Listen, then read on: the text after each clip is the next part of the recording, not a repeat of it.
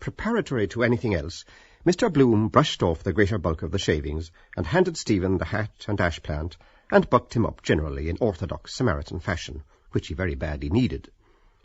Stephen's mind was not exactly what you would call wandering, but a bit unsteady, and on his expressed desire for some beverage to drink, Mr. Bloom, in view of the hour it was, and there being no pumps of Bartrey water available for their ablutions, let alone drinking purposes, hit upon an expedient by suggesting, off the reel, the propriety of the cabman's shelter, as it was called, hardly a stone's throw away near Butt Bridge, where they might hit upon some drinkables in the shape of a milk and soda or a mineral. But how to get there was the rub. For the nonce he was rather nonplussed, but inasmuch as the duty plainly devolved upon him to take some measures on the subject, he pondered suitable ways and means, during which Stephen repeatedly yawned. So far as he could see, he was rather pale in the face, so that it occurred to him as highly advisable to get a conveyance of some description which would answer in their then condition, both of them being E.D. Ed, particularly Stephen, always assuming that there was such a thing to be found. Accordingly, after a few such preliminaries, as in spite of his having forgotten to take up his rather soap-suddy handkerchief after it had done yeoman service in the shaving line, brushing, they both walked together along Beaver Street, or more properly Lane, as far as the farrier's, and the distinctly fetid atmosphere of the livery stables at the corner of Montgomery Street, where they made tracks to the left, from thence debouching into Amiens Street, run by the corner of Dan Bergen's. But, as he confidently anticipated, there was not a sign of a Jehu plying for hire anywhere to be seen, except a four-wheeler, probably engaged by some fellows inside on the spree, outside the North Star Hotel, and there was no symptom of its budging a quarter of an inch when Mr. Bloom, who was anything but a professional whistler, endeavoured to hail it by emitting a kind of a whistle, holding his arms arched over his head, twice. This was a quandary, but bringing common sense to bear on it, evidently there was nothing for it but put a good face on the matter and foot it, which they accordingly did. So, bevelling around by Mullet's and the Signal House, which they shortly reached, they proceeded perforce in the direction of Amiens Street railway terminus, Mr. Bloom being handicapped by the circumstance that one of the back buttons of his trousers had, to vary the time-honoured adage, gone the way of all buttons, though, entering thoroughly into the spirit of the thing, he heroically made light of the mischance. So, as neither of them were particularly pressed for time, as it happened, and the temperature refreshing since it cleared up after the recent visitation of Jupiter Pluvius, they dandered along past by where the empty vehicle was waiting without a fare or a jarvey. As it so happened, a Dublin United Tramways Company's sand-strewer happening to be returning, the elder man recounted to his companion, apropos of the incident, his own truly miraculous escape of some little while back. They passed the main entrance of the Great Northern Railway Station, the starting point for Belfast, where of course all traffic was suspended at that late hour, and passing the back door of the morgue, a not very enticing locality, not to say gruesome to a degree, more especially at night, ultimately gained the Dock Tavern, and in due course turned into Store Street, famous for its C Division police station. Between this point and the high, at present unlit warehouses of Beresford Place, Stephen thought to think of Ibsen, associated with Baird's the stonecutters, in his mind somehow, in Talbot Place, first turning on the right, while the other, who was acting as his fidus Achates, inhaled with internal satisfaction the smell of James Rourke's City Bakery, situated quite close to where they were. The very palatable odour, indeed, of our daily bread, of all commodities of the public, the primary and most indispensable. Bread, the staff of life. Earn your bread. Oh, tell me, where is fancy bread? At Rourke's the baker's, it is said. En route to his taciturn, and, not to put too fine a point on it, not yet perfectly sober companion, Mr. Bloom, who at all events was in complete possession of his faculties, never more so, in fact disgustingly sober, spoke a word of caution re the dangers of Night-Town, women of ill fame and swell mobsmen, which, barely permissible once in a while, though not as a habitual practice, was of the nature of a regular death-trap for young fellows of his age, particularly if they had acquired drinking habits under the influence of liquor, unless you knew a little jiu-jitsu for every contingency, as even a fellow on the broad of his back could administer a nasty kick if you didn't look out.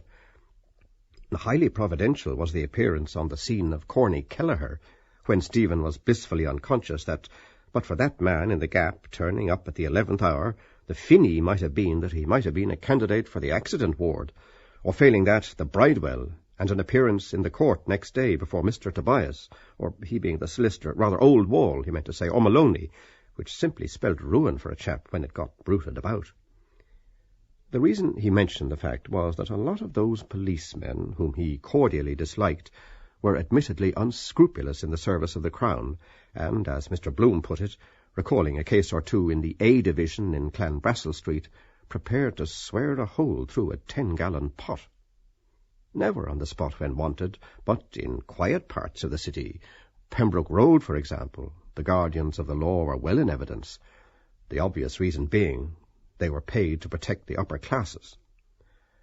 Another thing he commented on was equipping soldiers with firearms or sidearms of any description, liable to go off at any time, which was tantamount to inciting them against civilians should by any chance they fall out over anything. You frittered away your time, he very sensibly maintained, and health, and also character, besides which the squander mania of the thing.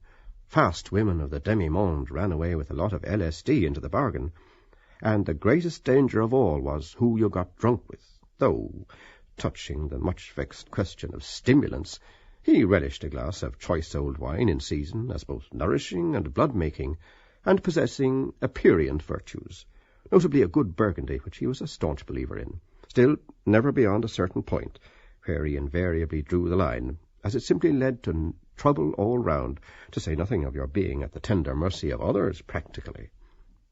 Most of all, he commented adversely on the desertion of Stephen by all his pub-hunting confrères but one, a most glaring piece of ratting on the part of his brother medicos under all the circs. And that one was Judas, said Stephen, who up to then had said nothing whatsoever of any kind.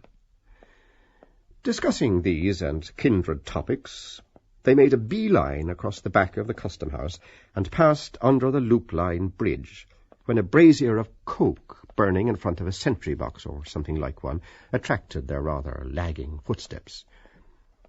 Stephen, of his own accord, stopped, for no special reason, to look at the heap of barren cobblestones, and by the light emanating from the brazier he could just make out the darker figure of the corporation watchman inside the gloom of the sentry-box. He began to remember that this had happened, or had been mentioned as having happened, before, but it cost him no small effort before he remembered that he recognized in the sentry a quondam friend of his father's, Gumley. To avoid a meeting, he drew nearer to the pillars of the railway bridge. "Someone saluted you," Mr. Bloom said. A figure of middle height, on the prowl, evidently, under the arches, saluted again, calling, "Night." Stephen, of course, started rather dizzily, and stopped to return the compliment. Mr. Bloom, actuated by motives of inherent delicacy, inasmuch as he always believed in minding his own business, moved off, but nevertheless remained on the qui-vive, with just a shade of anxiety, though not funkyish in the least. Although unusual in the Dublin area, he knew that it was not by any means unknown for desperadoes, who had next to nothing to live on, to be about waylaying and generally terrorizing peaceable pedestrians by placing a pistol at their head in some secluded spot outside the city proper.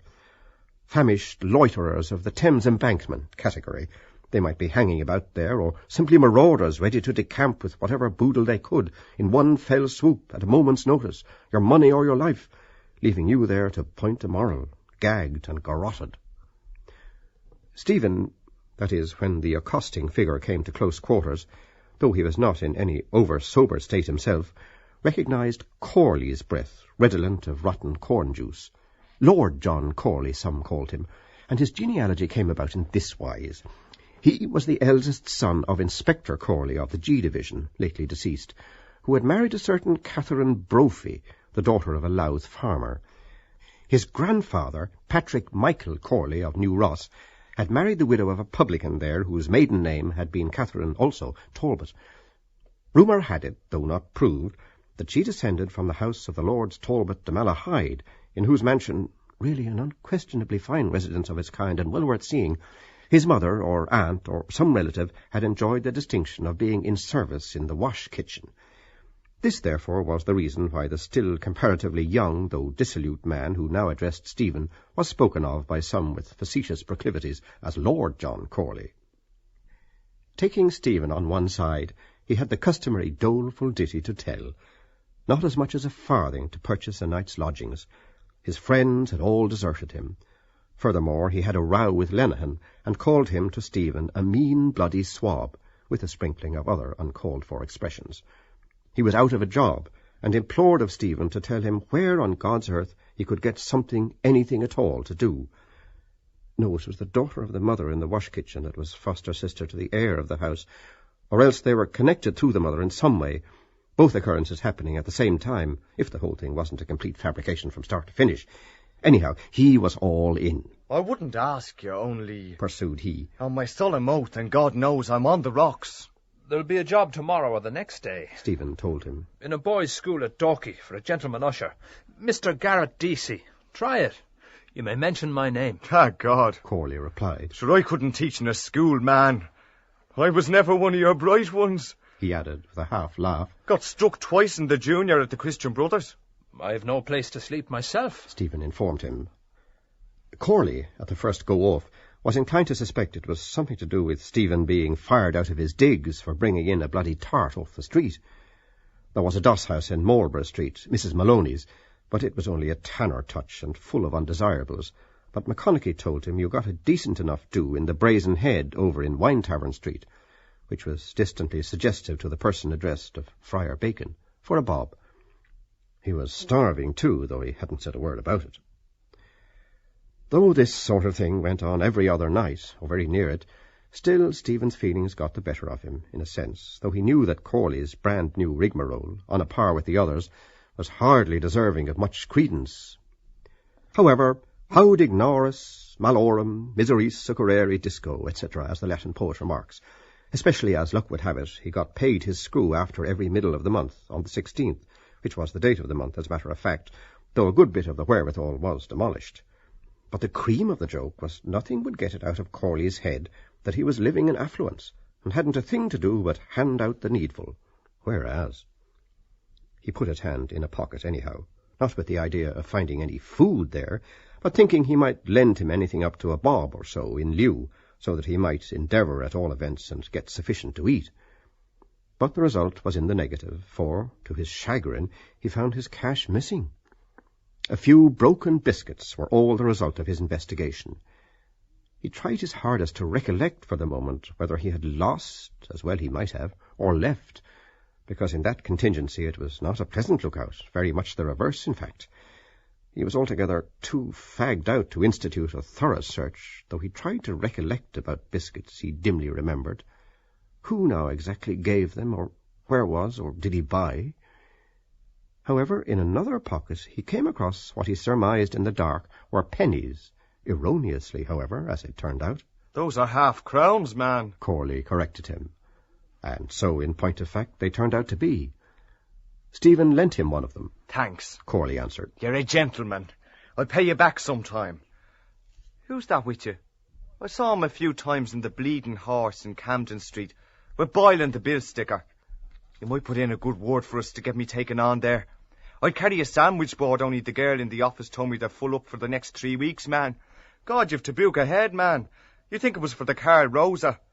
I don't give a shite anyway, so long as I get a job, even as a crossing sweeper. Subsequently, being not quite so down in the mouth after the 2 and 6 he got, he informed Stephen about a fellow by the name of Baggs Comiskey, that he said Stephen knew well, out of Fulham's, the ship chandler's bookkeeper there, that used to be often round in Nagel's back with O'Mara and a little chap with a stutter, the name of Ty. Anyhow, he was lagged the night before last and fined 10 bob for a drunk and disorderly, and refusing to go with the constable. Mr. Bloom, in the meanwhile, kept dodging about in the vicinity of the cobblestones near the brazier of coke in front of the corporation watchman's sentry box, who, evidently a glutton for work, it struck him, was having a quiet 40 winks for all intents and purposes on his own private account, while Dublin slept.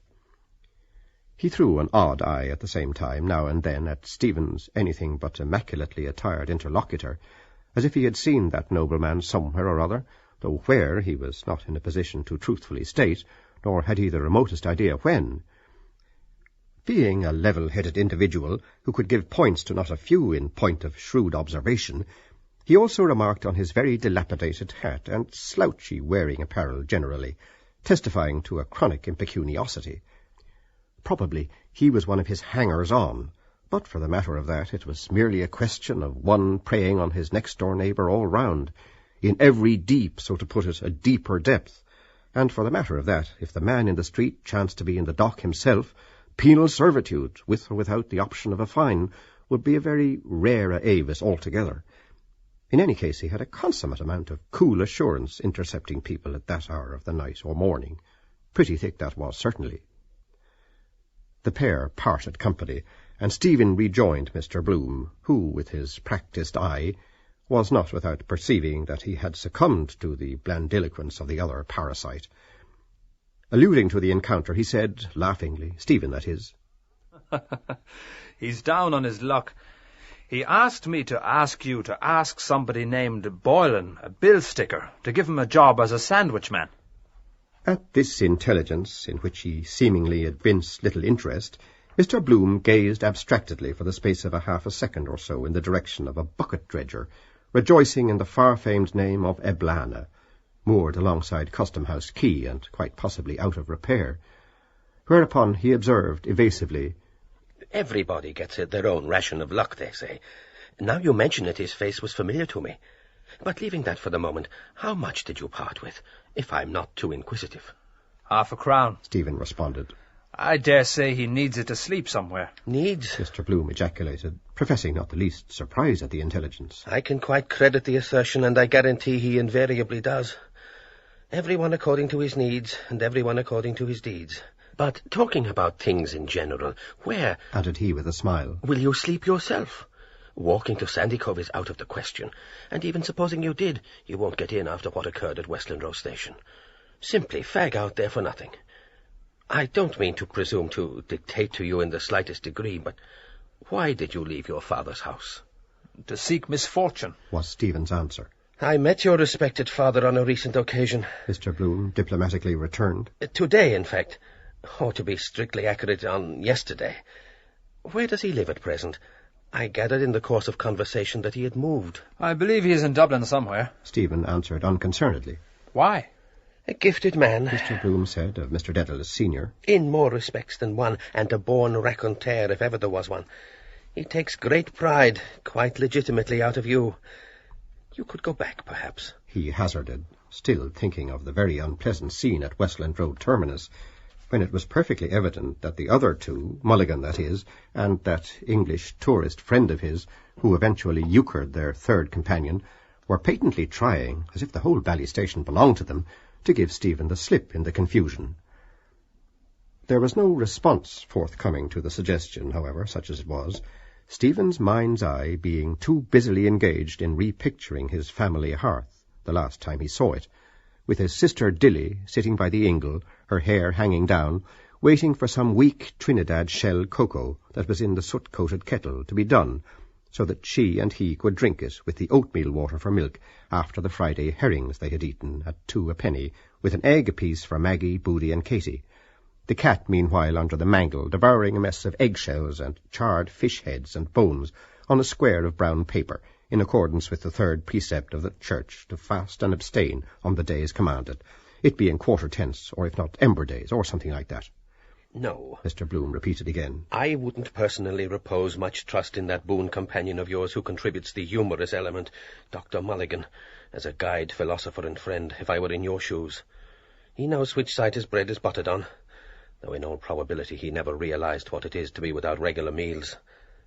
Of course you didn't notice as much as I did, but it wouldn't occasion me the least surprise to learn that a pinch of tobacco or some narcotic was put in your drink for some ulterior object. He understood, however, from all he heard, that Dr. Mulligan was a versatile all-round man, by no means confined to medicine only, who was rapidly coming to the fore in his line, and, if the report was verified, bade fair to enjoy a flourishing practice in the not-too-distant future as a toney medical practitioner, drawing a handsome fee for his services. In addition to which professional status, his rescue of that man from certain drowning by artificial respiration and what they call first aid at Skerries or Malahide, was it? was, he was bound to admit, an exceedingly plucky deed, which he could not too highly praise, so that frankly he was utterly at a loss to fathom what earthly reason could be at the back of it, except he put it down to sheer cussedness or jealousy, pure and simple. Except it simply amounts to one thing, and he is what they call picking your brains, he ventured to throw out. The guarded glance of half solicitude, half curiosity, augmented by friendliness, which he gave at Stephen's at present morose expression of features, did not throw a flood of light, none at all, in fact, on the problem as to whether he had let himself be badly bamboozled, to judge by 2 or 3 low-spirited remarks he let drop, or, the other way about, saw through the affair, and, for some reason or other best known to himself, allowed matters to, more or less. Grinding poverty did have that effect, and he more than conjectured that, high educational abilities though he possessed, he experienced no little difficulty in making both ends meet. Adjacent to the men's public urinal, he perceived an ice-cream car, round which a group of presumably Italians in heated altercation were getting rid of voluble expressions in their vivacious language in a particularly animated way, there being some little differences between the parties. Puttana Madonna che ci dia I quattrini, ho ragione? Ho l'arrato! Andiamoci, mezzo sovrano più! Dice lui, vero? Fara puto, mortaci sui! Mr. Bloom and Stephen entered the cabman's shelter, an unpretentious wooden structure where, prior to then, he had rarely, if ever, been before, the former having previously whispered to the latter a few hints anent the keeper of it, said to be the once famous Skin the Goat, Fitzharris the Invincible, though he wouldn't vouch for the actual facts, which quite possibly there was not one vestige of truth in. A few moments later saw our 2 noctambules safely seated in a discreet corner, only to be greeted by stares from the decidedly miscellaneous collection of waifs and strays and other nondescript specimens of the genus Homo, already there engaged in eating and drinking, diversified by conversation, for whom they seemingly formed an object of marked curiosity. Now, touching a cup of coffee, Mr. Bloom ventured to plausibly suggest to break the ice. It occurs to me you ought to sample something in the shape of solid food, say a roll of some description. Accordingly, his first act was, with characteristic sang-froid, to order these commodities quietly. The hoi polloi of Jarvies, or stevedores, or whatever they were, after a cursory examination, turned their eyes, apparently dissatisfied, away, though one red-bearded, bibulous individual, a portion of whose hair was greyish, a sailor probably, still stared for some appreciable time before transferring his rapt attention to the floor. Mr. Bloom, availing himself of the right of free speech, he having just a bowing acquaintance with the language in dispute, though, to be sure, rather in a quandary over volio, remarked to his protégé in an audible tone of voice, apropos of the battle royal in the street, which was still raging fast and furious. A beautiful language. I mean for singing purposes. Why do you not write your poetry in that language? Bella poetria. It is so melodious and full. Bella donna voglio. Stephen, who was trying his dead best to yawn if he could, suffering from dead lassitude generally, replied, To fill the ear of a cow-elephant. They were haggling over money. Is that so? Mr. Bloom asked. Of course, he subjoined pensively, at the inward reflection of there being more languages to start with than were absolutely necessary. It may be only the southern glamour that surrounds it. The keeper of the shelter, in the middle of this tete-a-tete, put a boiling, swimming cup of a choice concoction labelled coffee on the table, and a rather antediluvian specimen of a bun, or so it seemed, after which he beat a retreat to his counter. Mr. Bloom, determining to have a good square look at him later on, so as not to appear to, for which reason he encouraged Stephen to proceed with his eyes, while he did the honours by surreptitiously pushing the cup of what was temporarily supposed to be called coffee gradually nearer him. Sounds are impostures, Stephen said after a pause of some little time. Like names. Cicero, Podmore, Napoleon, Mr. Goodbody, Jesus, Mr. Doyle. Shakespeare's were as common as Murphy's. What's in a name? Yes, to be sure. Mr. Bloom unaffectedly concurred. Of course. Our name was changed too, he added, pushing the so-called roll across. The red-bearded sailor, who had his weather eye on the newcomers, boarded Stephen, whom he had singled out for attention in particular, squarely by asking, "And what might your name be?" Just in the nick of time, Mr. Bloom touched his companion's boot, but Stephen, apparently disregarding the warm pressure from an unexpected quarter, answered, Daedalus. The sailor stared at him heavily from a pair of drowsy, baggy eyes, rather bunged up from excessive use of booze, preferably good old Hollands and water. "You know Simon Daedalus?" he asked at length. I've heard of him, Stephen said. Mr. Bloom was all at sea for a moment, seeing the others evidently eavesdropping too. "He's Irish." The seaman bold affirmed, staring still in much the same way, and nodding. "All Irish." All too Irish, Stephen rejoined. As for Mr. Bloom, he could neither make head or tail of the whole business, and he was just asking himself what possible connection, when the sailor, of his own accord, turned to the other occupants of the shelter with the remark, "I seen him shoot 2 eggs off 2 bottles at 50 yards over his shoulder. The left-hand dead shot." Though he was slightly hampered by an occasional stammer, and his gestures being also clumsy, as it was, still he did his best to explain. "Bottle out there, say. 50 yards measured. Eggs on the bottles. Cocks his gun over his shoulder. Aims." He turned his body half round, shut up his right eye completely, then he screwed his features up some way sideways, and glared out into the night with an unprepossessing cast of countenance. "Pom!" He then shouted once. The entire audience waited, anticipating an additional detonation, there being still a further egg. "Pom!" He shouted twice. Egg 2 evidently demolished, he nodded and winked, adding bloodthirstily, "Buffalo Bill shoots to kill. Never missed, nor he never will."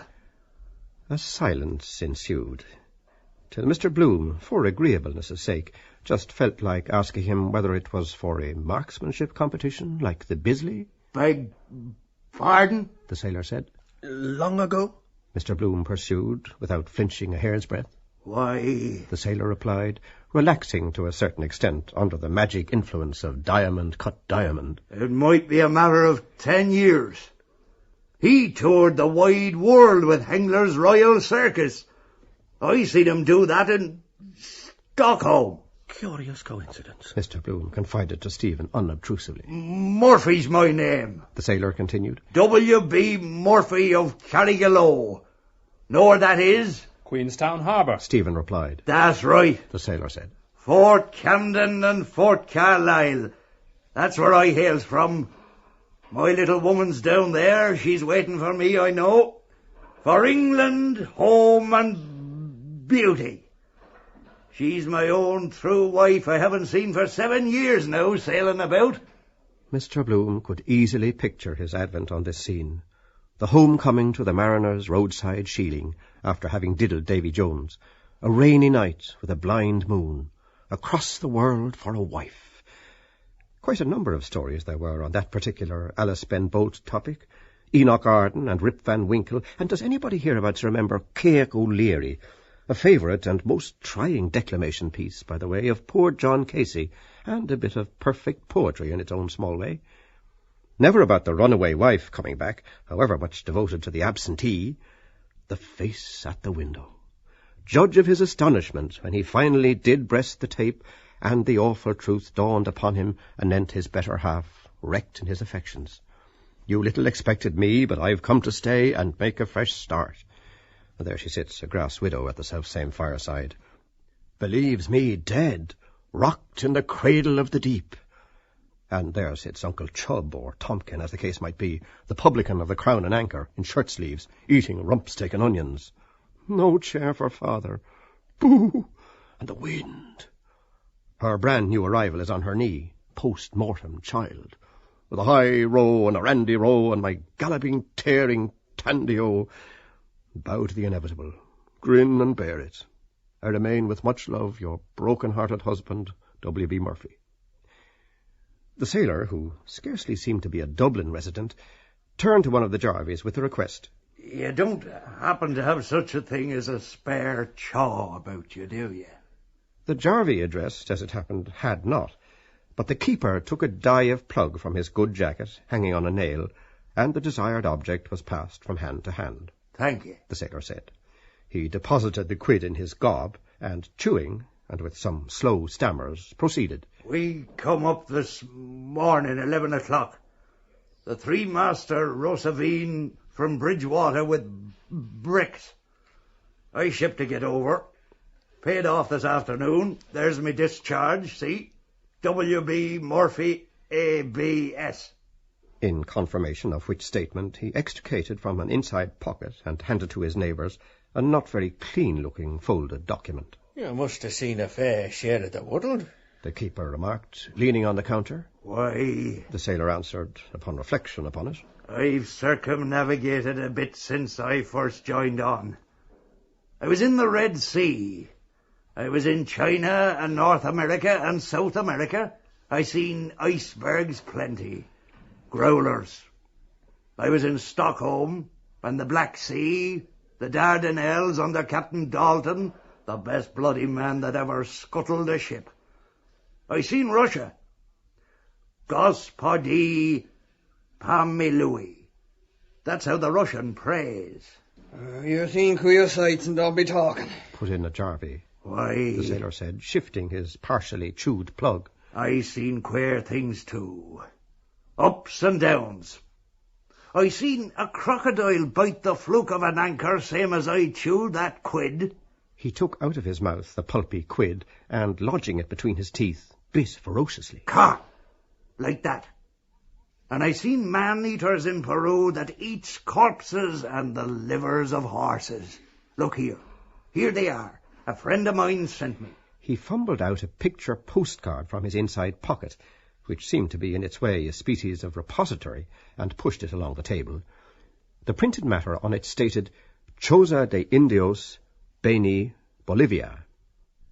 All focused their attention on the scene exhibited, at a group of savage women in striped loincloths, squatted, blinking, suckling, frowning, sleeping, amid a swarm of infants. There must have been quite a score of them, outside some primitive shanties of osier. Chews coca all day long, the communicative tarpaulin added. Stomachs like bread graters. Cuts off their ditties when they can't bear no more children. See them there, stark bullock naked, eating a dead horse's liver raw. His postcard proved a centre of attraction for Messrs. the Greenhorns for several minutes, if not more. Know how to keep them off? He inquired genially. Nobody volunteering a statement, he winked, saying, Glass. That boggles 'em. Glass. Mr. Bloom, without evincing surprise, unostentatiously turned over the card to peruse the partially obliterated address and postmark. It ran as follows. Tarjeta postal, Señor A. Boudin, Galleria Becque, Santiago, Chile. There was no message, evidently, as he took particular notice.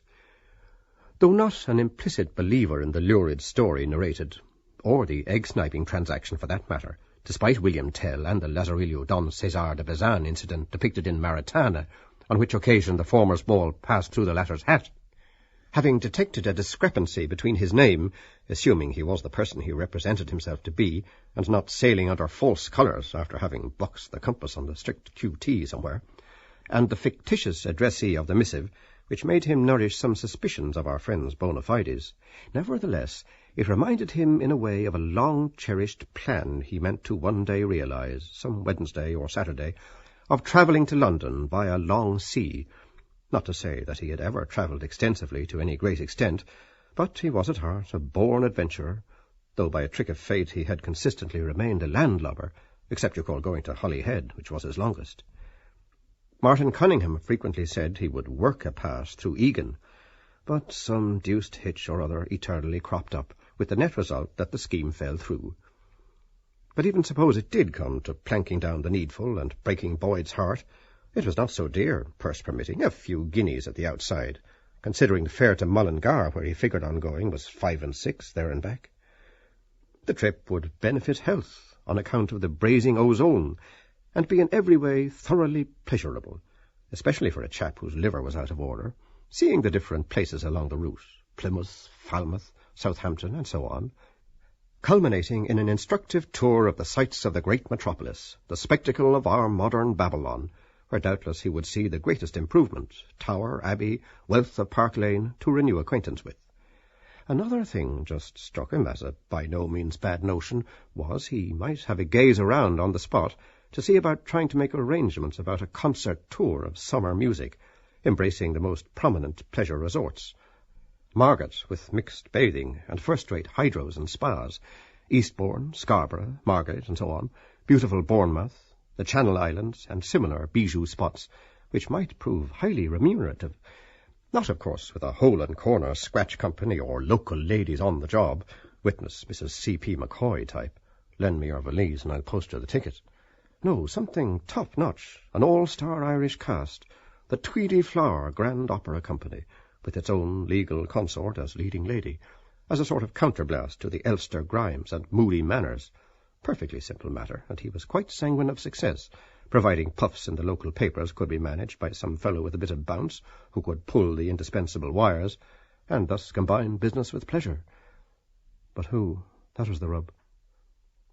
Also, without being actually positive, it struck him a great field was to be opened up in the line of opening up new routes to keep pace with the times, apropos of the Fishguard-Rosslare route, which, it was mooted, was once more on the tapis in the circumlocution departments, with the usual quantity of red tape and dilly-dallying, of effete fogiedom and dunderheads generally.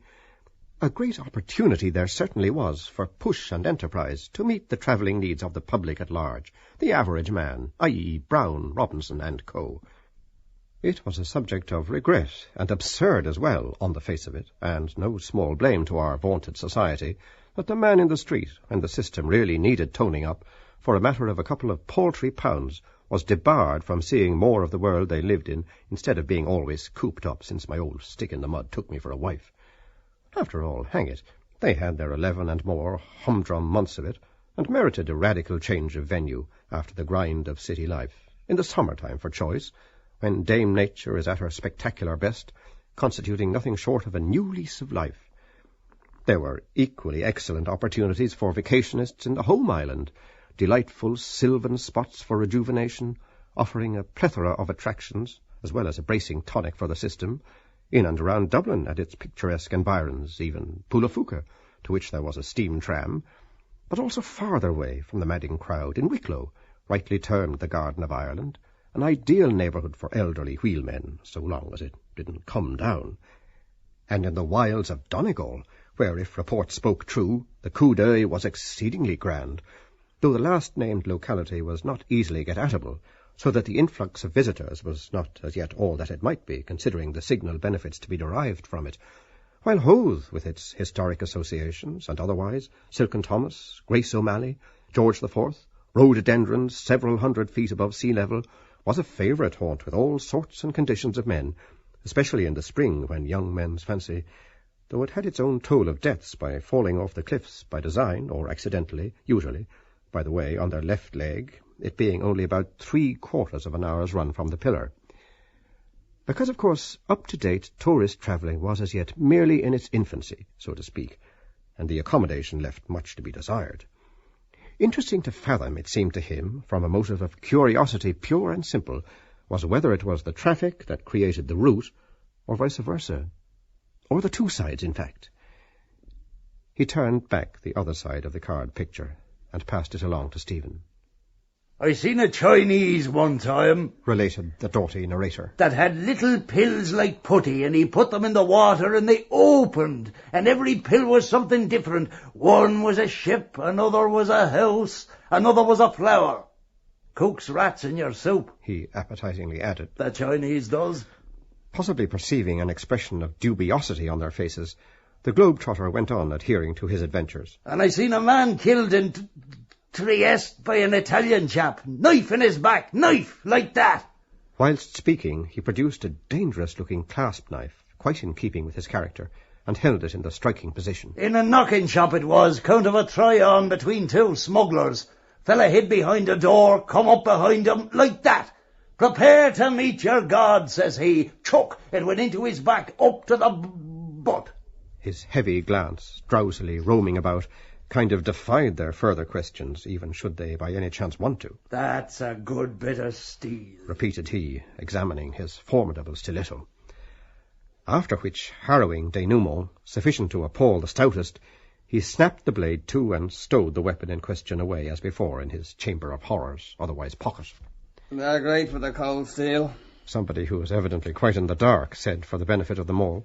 That was why they thought the Park murders of the Invincibles was done by foreigners on account of them using knives.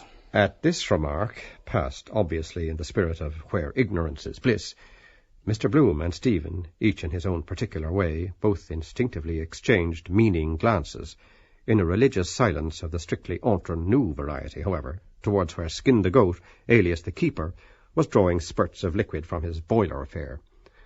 His inscrutable face, which was really a work of art, a perfect study in itself, beggaring description, conveyed the impression that he didn't understand one jot of what was going on. Funny, very. There ensued a somewhat lengthy pause. One man was reading by fits and starts a stained-by-coffee evening journal, another the card with the natives' chose day, another the seaman's discharge. Mr. Bloom, so far as he was personally concerned, was just pondering in pensive mood. He vividly recollected when the occurrence alluded to took place, as well as yesterday, some score of years previously, in the days of the land troubles, when it took the civilized world by storm, figuratively speaking, early in the 80s, 81 to be correct, when he was just turned 15. Aye, boss. The sailor broke in. Give us back them papers. The request being complied with, he clawed them up with a scrape. Have you seen the Rock of Gibraltar? Mr. Bloom inquired. The sailor grimaced, chewing, in a way that might be read as yes, aye, or no. Ah, you've touched there too, Mr. Bloom said. Europa Point? Thinking he had, in the hope that the rover might possibly, by some reminiscence, but he failed to do so, simply letting spurt a jet of spew into the sawdust, and shook his head with a sort of lazy scorn. What year would that be about? Mr. Bloom interpolated. Can you recall the boats? Our soi-disant sailor munched heavily a while, hungrily, before answering. I'm tired of all them rocks in the sea, he said. And boats and ships. It's all junk all the time. Tired, seemingly, he ceased. His questioner, perceiving that he was not likely to get a great deal of change out of such a wily old customer, fell to wool-gathering on the enormous dimensions of the water about the globe. Suffice it to say that, as a casual glance at the map revealed, it covered fully 3/4 of it, and he fully realized accordingly what it meant to rule the waves. On more than one occasion, a dozen at the lowest, near the North Bull at Dollymount, he had remarked a superannuated old salt, evidently derelict, seated habitually near the not particularly redolent sea on the wall, staring quite obliviously at it, and it at him, dreaming of fresh woods and pastures new, as someone somewhere sings. And it left him wondering why. Possibly he had tried to find out the secret for himself, floundering up and down the Antipodes and all that sort of thing, and over and under, well, not exactly under, tempting the fates.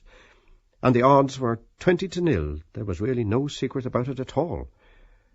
Nevertheless, without going into the minutiae of the business, the eloquent fact remained that the sea was there in all its glory, and in the natural course of things, somebody or other had to sail on it and fly in the face of Providence, though it merely went to show how people usually contrive to load that sort of onus onto the other fellow, like the hell idea and the lottery and insurance, which were run on identically the same lines, so that for that very reason, if no other, Lifeboat Sunday was a very laudable institution to which the public at large, no matter where living, inland or seaside, as the case might be, having it brought home to them like that, should extend its gratitude. Also to the harbour masters and coast guard service, who had to man the rigging and push off and out amid the elements, whatever the season, when duty called, Ireland expects that every man, and so on, and sometimes had a terrible time of it in the winter-time, not forgetting the Irish Lights, Kish, and others, liable to capsize at any moment, rounding which he once, with his daughter, had experienced some remarkably choppy, not to say stormy weather. There was a fella sailed with me in the Rover. The old sea-dog, himself a rover, proceeded. Went ashore and took up a soft job as gentleman's valet at £6 a month. Them are his trousers I've on me. And he gave me an oilskin and that jackknife. I'm game for that job, shaving and brush up. I hate roaming about. There's my son now, Danny, run off to sea, and his mother got him took in a draper's in Cork, where he could be drawing easy money. What age is he? Queried one hearer, who, by the way, seen from the side, bore a distant resemblance to Henry Campbell, the town clerk, away from the carking cares of office, unwashed, of course, and in a seedy get-up, and a strong suspicion of nose paint about the nasal appendage. Why, The sailor answered with a slow, puzzled utterance. my son Danny, he'll be about 18 now, way I figure it. The skibbereen father hereupon tore open his grey, or unclean anyhow, shirt with his 2 hands, and scratched away at his chest, on which was to be seen an image tattooed in blue Chinese ink, intended to represent an anchor. There was lice in that bunk in Bridgewater, He remarked. sure as nuts. I must get a wash tomorrow or next day. It's them black lads I objects to. I hate those buggers. Sucks your blood dry, they does.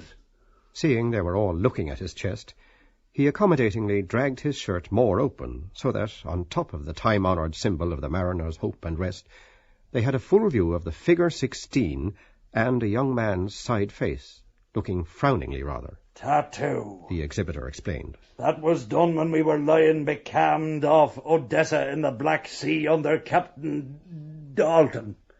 Fellow the name of Antonio done that. There he is himself, a Greek. Did it hurt much doing it? One asked the sailor. That worthy, however, was busily engaged in collecting round some way in his squeezing, See here. he said, showing Antonio. There he is, cursing the mate. And there he is now, He added, the same fella, pulling the skin with his fingers, some special knack evidently. and he laughing at a yarn. And in point of fact, the young man, named Antonio's livid face, did actually look like forced smiling, and the curious effect excited the unreserved admiration of everybody, including Skin the Goat, who this time stretched over. Aye, aye. Sighed the sailor, looking down on his manly chest. He's gone too. Ate by sharks after. Aye, aye. He let go of the skin, so that the profile resumed the normal expression of before. Neat bit of work. Longshoreman 1 said. And what's the number for? Loafer number 2 queried. Eaten alive. A third asked the sailor. Aye, aye. Sighed the latter personage, more cheerily this time, with some sort of a half-smile, for a brief duration only, in the direction of the questioner about the number. A Greek he was. And then he added, with rather gallows-bird humour, considering his alleged end, As bad as old Antonio, for he left me on me own. the face of a street-walker, glazed and haggard under a black straw hat, peered askew round the door of the shelter, palpably reconnoitring on her own with the object of bringing more grist to her mill. Mr. Bloom, scarcely knowing which way to look, turned away on the moment, flusterfied but outwardly calm, and picking up from the table the pink sheet of the Abbey Street organ, which the jarvey, if such he was, had laid aside, he picked it up and looked at the pink of the paper, though why pink? His reason for so doing was he recognized on the moment round the door the same face he had caught a fleeting glimpse of that afternoon on Ormond Quay, the partially idiotic female, namely, of the lane, who knew the lady in the brown costume does be with you, Mrs. B., and begged the chance of his washing. Also, why washing? Which seemed rather vague than not. Your washing. Still, candour compelled him to admit that he had washed his wife's undergarments when soiled in Holles Street, and women would and did too a man's similar garments, initialled with Bewley and Draper's marking ink, hers were, that is, if they really loved him, that is to say, love me, love my dirty shirt. Still, just then, being on tenterhooks, he desired the female's room more than her company, so it came as a genuine relief when the keeper made her a rude sign to take herself off. Round the side of the Evening Telegraph he just caught a fleeting glimpse of her face round the side of the door, with a kind of demented, glassy grin, showing that she was not exactly all there, viewing with evident amusement the group of gazers round Skipper Murphy's nautical chest. And then there was no more of her. The gunboat, the keeper said. It beats me, Mr. Bloom confided to Stephen. Medically, I'm speaking. How a wretched creature like that from the Lock Hospital, reeking with disease, can be barefaced enough to solicit. or how any man in his sober senses, if he values his health in the least. Unfortunate creature, of course. I suppose some man is ultimately responsible for her condition. Still, no matter what the cause is from... Stephen had not noticed her, and shrugged his shoulders, merely remarking, In this country people sell much more than she ever had, and do a roaring trade.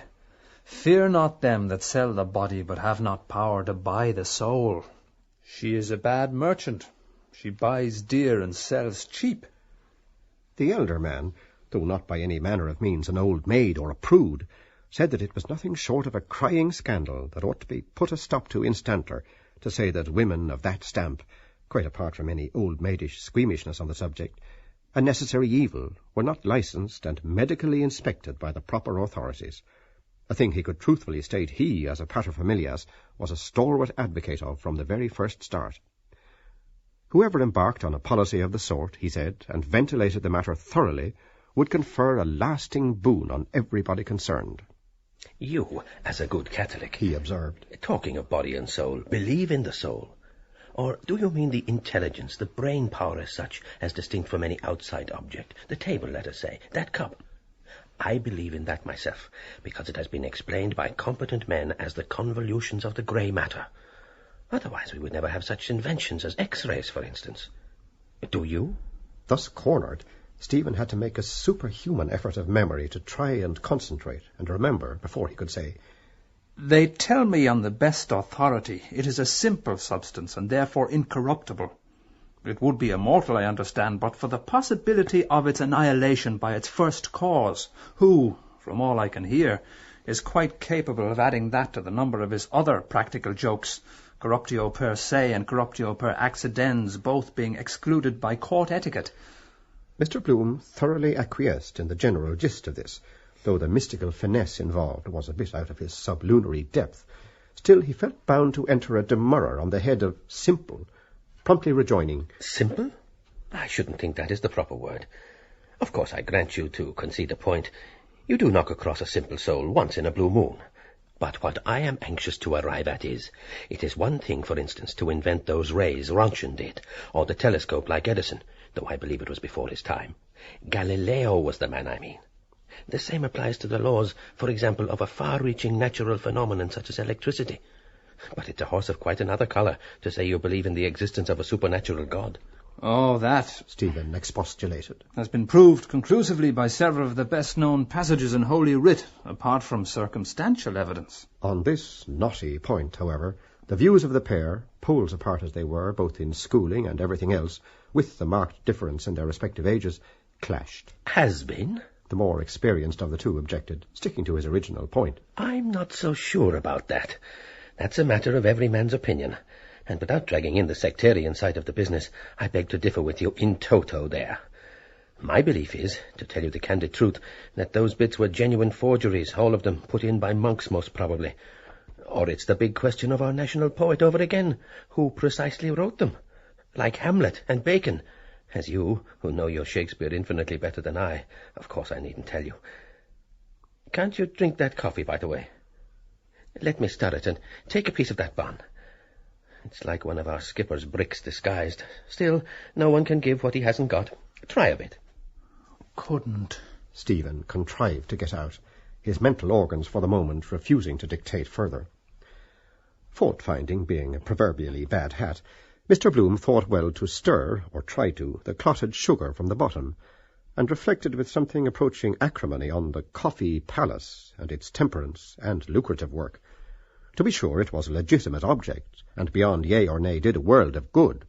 Shelters, such as the present one they were in, run on teetotal lines for vagrants at night, concerts, dramatic evenings, and useful lectures, admittance free, by qualified men for the lower orders. On the other hand, he had a distinct and painful recollection they paid his wife, Madame Marion Tweedy, who had been prominently associated with it at one time, a very modest remuneration indeed for her piano-playing. The idea, he was strongly inclined to believe, was to do good and net a profit, there being no competition to speak of. Sulphate of copper poison, SO4 or something, in some dried peas he remembered reading of, in a cheap eating-house somewhere, but he couldn't remember when it was or where. Anyhow, medical inspection of all eatables, seemed to him more than ever necessary, which possibly accounted for the vogue of Dr. Tibble's Vi Cocoa on account of the medical analysis involved. Have a shot at it now, he ventured to say of the coffee after being stirred. Thus prevailed on to at any rate taste it, Stephen lifted the heavy mug from the brown puddle, it plopped out of it when taken up, by the handle, and took a sip of the offending beverage. Still, it's solid food, his good genius urged. I'm a stickler for solid food. His one and only reason being not gormandizing in the least, but regular meals as the sine qua non for any kind of proper work, mental or manual. You ought to eat more solid food. You would feel a different man. Liquids I can eat, Stephen said. But oblige me by taking away that knife. I can't look at the point of it. It reminds me of Roman history. Mr. Bloom promptly did as suggested, and removed the incriminated article, a blunt, horn-handled ordinary knife, with nothing particularly Roman or antique about it to the lay eye, observing that the point was the least conspicuous point about it. Our mutual friend's stories are like himself, Mr. Bloom, apropos of knives, remarked to his confidente sotto voce. Do you think they are genuine? He could spin those yarns for hours on end all night long, and lie like old boots. Look at him. Yet still, though his eyes were thick with sleep and sea air, life was full of a host of things and coincidences of a terrible nature, and it was quite within the bounds of possibility that it was not an entire fabrication, though at first blush there was not much inherent probability in all the spoof he got off his chest being strictly accurate gospel. He had been meantime taking stock of the individual in front of him, and Sherlock Holmesing him up, ever since he clapped eyes on him. Though a well-preserved man of no little stamina, if a trifle prone to baldness, there was something spurious in the cut of his jib that suggested a jail delivery, and it required no violent stretch of imagination to associate such a weird-looking specimen with the oakum and treadmill fraternity. He might even have done for his man, supposing it was his own case he told, as people often did about others, namely that he killed him himself, and had served his 4 or 5 good-looking years in durance vile, to say nothing of the Antonio personage, no relation to the dramatic personage of identical name who sprang from the pen of our national poet, who expiated his crimes in the melodramatic manner above described. On the other hand, he might be only bluffing, a pardonable weakness, because meeting unmistakable mugs, Dublin residents like those Jarvies waiting news from abroad, would tempt any ancient mariner who sailed the ocean seas to draw the longbow about the schooner Hesperus, and etc. And when all was said and done, the lies a fellow told about himself couldn't probably hold a proverbial candle to the wholesale whoppers other fellows coined about him. Mind you, I'm not saying that it's all pure invention, he resumed. Analogous scenes are occasionally, if not often, met with. Giants, though, that is rather a far cry you see once in a way. Marcella, the midget queen. In those waxworks in Henry Street, I myself saw some Aztecs, as they are called, sitting bow-legged. They couldn't straighten their legs if you paid them, because the muscles, here you see, he proceeded, indicating on his companion the brief outline, the sinews, or whatever you like to call them, behind the right knee were utterly powerless, from sitting that way so long, cramped up, being adored as gods. There's an example again of simple souls. However, reverting to friend Sinbad and his horrifying adventures, who reminded him a bit of Ludwig, alias Ledwidge, when he occupied the boards of the Gaiety, when Michael Gunn was identified with the management, in The Flying Dutchman, a stupendous success, and his host of admirers came in large numbers, everyone simply flocking to hear him, though ships of any sort, phantom or the reverse, on the stage usually fell a bit flat, as also did trains. There was nothing intrinsically incompatible about it, he conceded. On the contrary, that stab-in-the-back touch was quite in keeping with those Italianos, though candidly he was none the less free to admit those ice-creamers and friars in the fish way, not to mention the chip-potato variety, and so forth, over in Little Italy there, near the Coombe, were sober, thrifty, hard-working fellows, except perhaps a bit too given to pot-hunting the harmless, necessary animal of the feline persuasion of others at night, so as to have a good old succulent tuck-in with garlic de rigueur off him or her next day on the quiet, and, he added, on the cheap. Spaniards, for instance, he continued, passionate temperaments like that, impetuous as old Nick, are given to taking the law into their own hands and giving your quietus double quick with those poignards they carry in the abdomen. It comes from the great heat, climate generally. My wife is, so to speak, Spanish. Half, that is. Point of fact, she could actually claim Spanish nationality if she wanted, having been born in, technically, Spain, i.e. Gibraltar. She has the Spanish type. Quite dark, regular brunette, black. I, for one, certainly believe climate accounts for character. That's why I asked you if you wrote your poetry in Italian. The temperaments at the door, Stephen interposed with, were very passionate about 10 shillings. Roberto ruba roba sua. Quite so. Mr. Bloom dittoed. Then, Stephen said, staring and rambling on to himself or some unknown listener somewhere. we have the impetuosity of Dante and the Isosceles triangle. Miss Portinari, he fell in love with in Leonardo and San Tommaso Mastino. It's in the blood. Mr. Bloom acceded at once. All are washed in the blood of the sun. Coincidence. I just happened to be in the Kildare Street Museum today, shortly prior to our meeting, if I can so call it, and I was just looking at those antique statues there. The splendid proportions of hips, bosom. You simply don't knock against those kind of women here. An exception here and there. Handsome, yes. Pretty, in a way, you find, but what I'm talking about is the female form. Besides, they have so little taste in dress, most of them, which greatly enhances a woman's natural beauty, no matter what you say. Rumpled stockings, it may be, possibly is, a foible of mine, but still, it's a thing I simply hate to see. Interest, however, was starting to flag somewhat all round, and the others got on to talking about accidents at sea, ships lost in a fog, collisions with icebergs, all that sort of thing. Ship Ahoy, of course, had his own say to say. He had doubled the Cape a few odd times, and weathered a monsoon, a kind of wind, in the China Seas, and through all those perils of the deep there was one thing, he declared, stood to him, or words to that effect, a pious medal he had that saved him. So then, after that, they drifted on to the wreck of Daunt's Rock, wreck of that ill-fated Norwegian bark. Nobody could think of her name for the moment, till the Jarvey, who had really quite a look of Henry Campbell, remembered it. Palme, on Booterstown Strand. That was the talk of the town that year. Albert William Quill wrote a fine piece of original verse of distinctive merit on the topic for the Irish Times. Breakers running over her, and crowds on the shore in commotion, petrified with horror. Then someone said something about the case of the SS Lady Cairns of Swansea, run into by the Mona, which was on an opposite tack, in rather muggyish weather, and lost with all hands on deck. No aid was given. Her master, the Mona's, said he was afraid his collision bulkhead would give way. She had no water, it appeared, in her hold. At this stage, an incident happened. It having become necessary for him to unfurl a reef, the sailor vacated his seat. "Let me cross your bows, mate," he said to his neighbour, who was just gently dropping off into a peaceful doze. He made tracks heavily, slowly, with a dumpy sort of a gait, to the door, stepped heavily down the one step there was out of the shelter, and bore due left.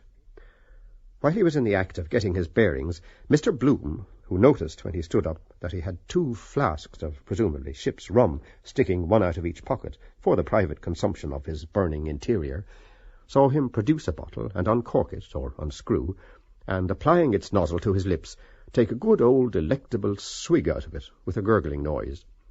The irrepressible Bloom, who also had a shrewd suspicion that the old stager went out on a manoeuvre after the counter-attraction in the shape of a female, who, however, had disappeared to all intents and purposes, could, by straining, just perceive him, when duly refreshed by his rum-puncheon exploit, gazing up at the piers and girders of the loop line, rather out of his depth, as of course it was all radically altered since his last visit, and greatly improved. Some person or persons invisible directed him to the male urinal erected by the cleansing committee all over the place for the purpose, but after a brief space of time, during which silence reigned supreme, the sailor, evidently giving it a wide berth, eased himself close at hand, the noise of his bilge-water some little time subsequently splashing on the ground, where it apparently woke a horse of the cab-rank. A hoof scooped, anyway, for new foothold after sleep, and harness jingled.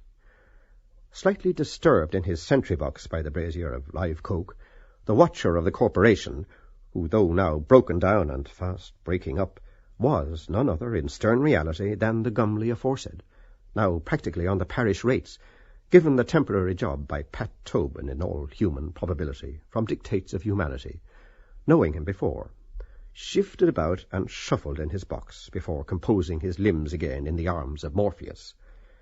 A truly amazing piece of hard times in its most virulent form on a fellow most respectably connected and familiarized with decent home comfort all his life, who came in for a cool £100 a year at one time, which, of course, the double-barrelled ass proceeded to make general ducks and drakes of. And there he was, at the end of his tether, after having often painted the town tolerably pink, without a beggarly stiver. He drank, needless to be told, and had pointed only once more a moral, when he might quite easily be in a large way of business, if, a big if, however, he had contrived to cure himself of his particular partiality. All, meantime, were loudly lamenting the falling off in Irish shipping, coastwise and foreign as well, which was all part and parcel of the same thing. A Palgrave Murphy boat was put off the ways at Alexandra Basin, the only launch that year. Right enough the harbours were there, only no ships ever called. There were wrecks and wrecks, the keeper said, who was evidently au fait. What he wanted to ascertain was why that ship ran bang against the only rock in Galway Bay, when the Galway harbour scheme was mooted by a Mr. Worthington or some name like that, eh? Ask her captain, he advised them, how much palm oil the British government gave him for that day's work. Captain John Lever of the Lever Line. Am I right, skipper? He queried of the sailor, now returning after his private potation and the rest of his exertions. That worthy, picking up the scent of the fag end of the song or words, growled in would-be music, but with great vim, some kind of shanty or other in seconds or thirds. Mr. Bloom's sharp ears heard him then expectorate the plug, probably, which it was, so that he must have lodged it for the time being in his fist, while he did the drinking and making water jobs, and found it a bit sour after the liquid fire in question. Anyhow, in he rolled after his successful libation, cum potation, introducing an atmosphere of drink into the soiree, boisterously trolling like a veritable son of a sea cook. The biscuits was as hard as brass, and the beef as salt as lots of wives' arse. Oh, Johnny Lever, oh. After which effusion, the redoubtable specimen duly arrived on the scene, and, regaining his seat, he sank rather than sat heavily on the form provided.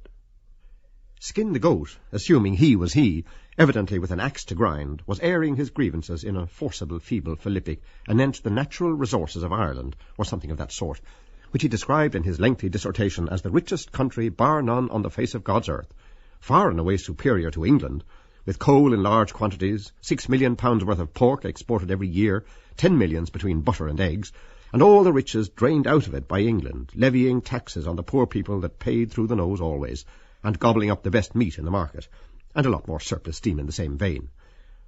Their conversation accordingly became general, and all agreed that that was a fact. You could grow any mortal thing in Irish soil, he stated, and there was Colonel Everard down there in Cavan growing tobacco. Where would you find anywhere the like of Irish bacon? But a day of reckoning, he stated crescendo with no uncertain voice, thoroughly monopolizing all the conversation, was in store for mighty England, despite her power of pelf, on account of her crimes. There would be a fall, and the greatest fall in history. The Germans and the Japs were going to have their little look-in, he affirmed. The Boers were the beginning of the end. Brummagem England was toppling already, and her downfall would be Ireland, her Achilles' heel, which he explained to them about the vulnerable point of Achilles, the Greek hero, a point his auditors at once seized as he completely gripped their attention by showing the tendon referred to on his boot. His advice to every Irishman was, stay in the land of your birth, and work for Ireland, and live for Ireland. Ireland, Parnell said, could not spare a single one of her sons. Silence all round marked the termination of his finale. The impervious navigator heard these lurid tidings undismayed. Take a bit of doing, boss, retaliated that rough diamond, palpably a bit peeved in response to the foregoing truism.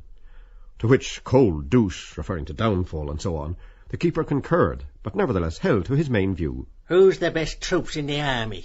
The grizzled old veteran irately interrogated. And the best jumpers and races, and the best admirals and generals we've got, tell me that. The Irish will choice, retorted the cabby like Campbell, facial blemishes apart. That's right. The old tarpaulin corroborated. The Irish Catholic peasant. He's the backbone of our empire.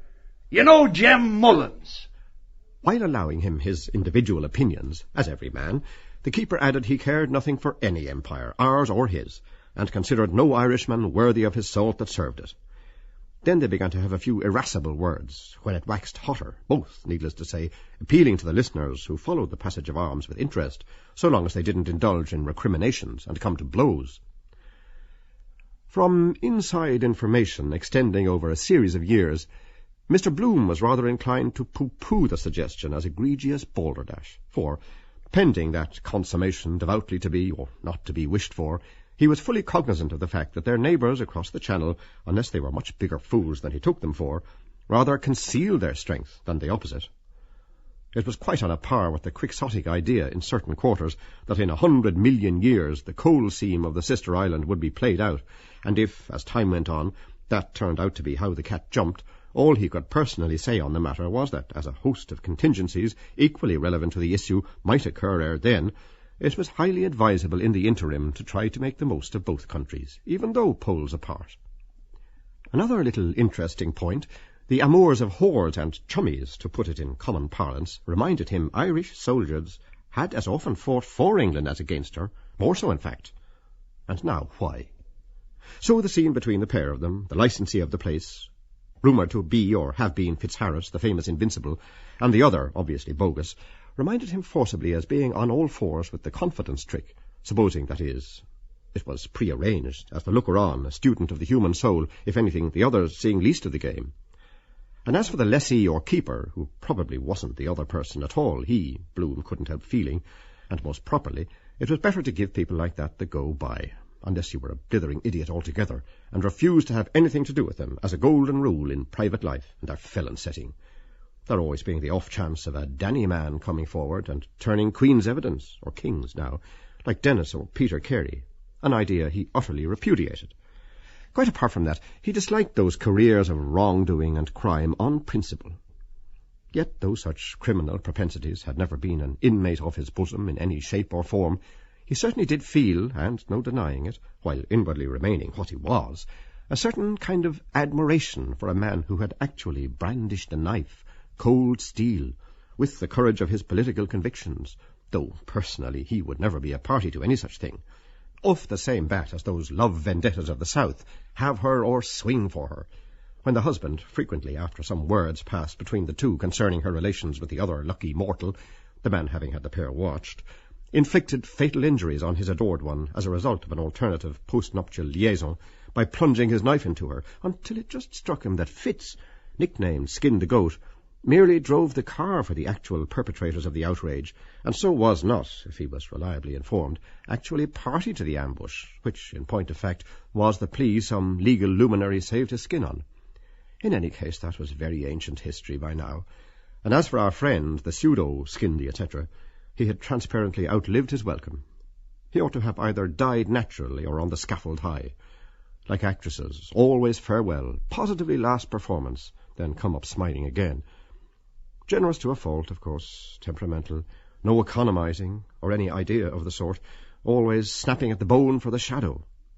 So, similarly, he had a very shrewd suspicion that Mr. Johnny Lever got rid of some LSD in the course of his perambulations round the docks, in the congenial atmosphere of the Old Ireland Tavern, come back to Erin, and so on. Then, as for the others, he had heard not so long before the same identical lingo, as he told Stephen how he simply but effectually silenced the offender.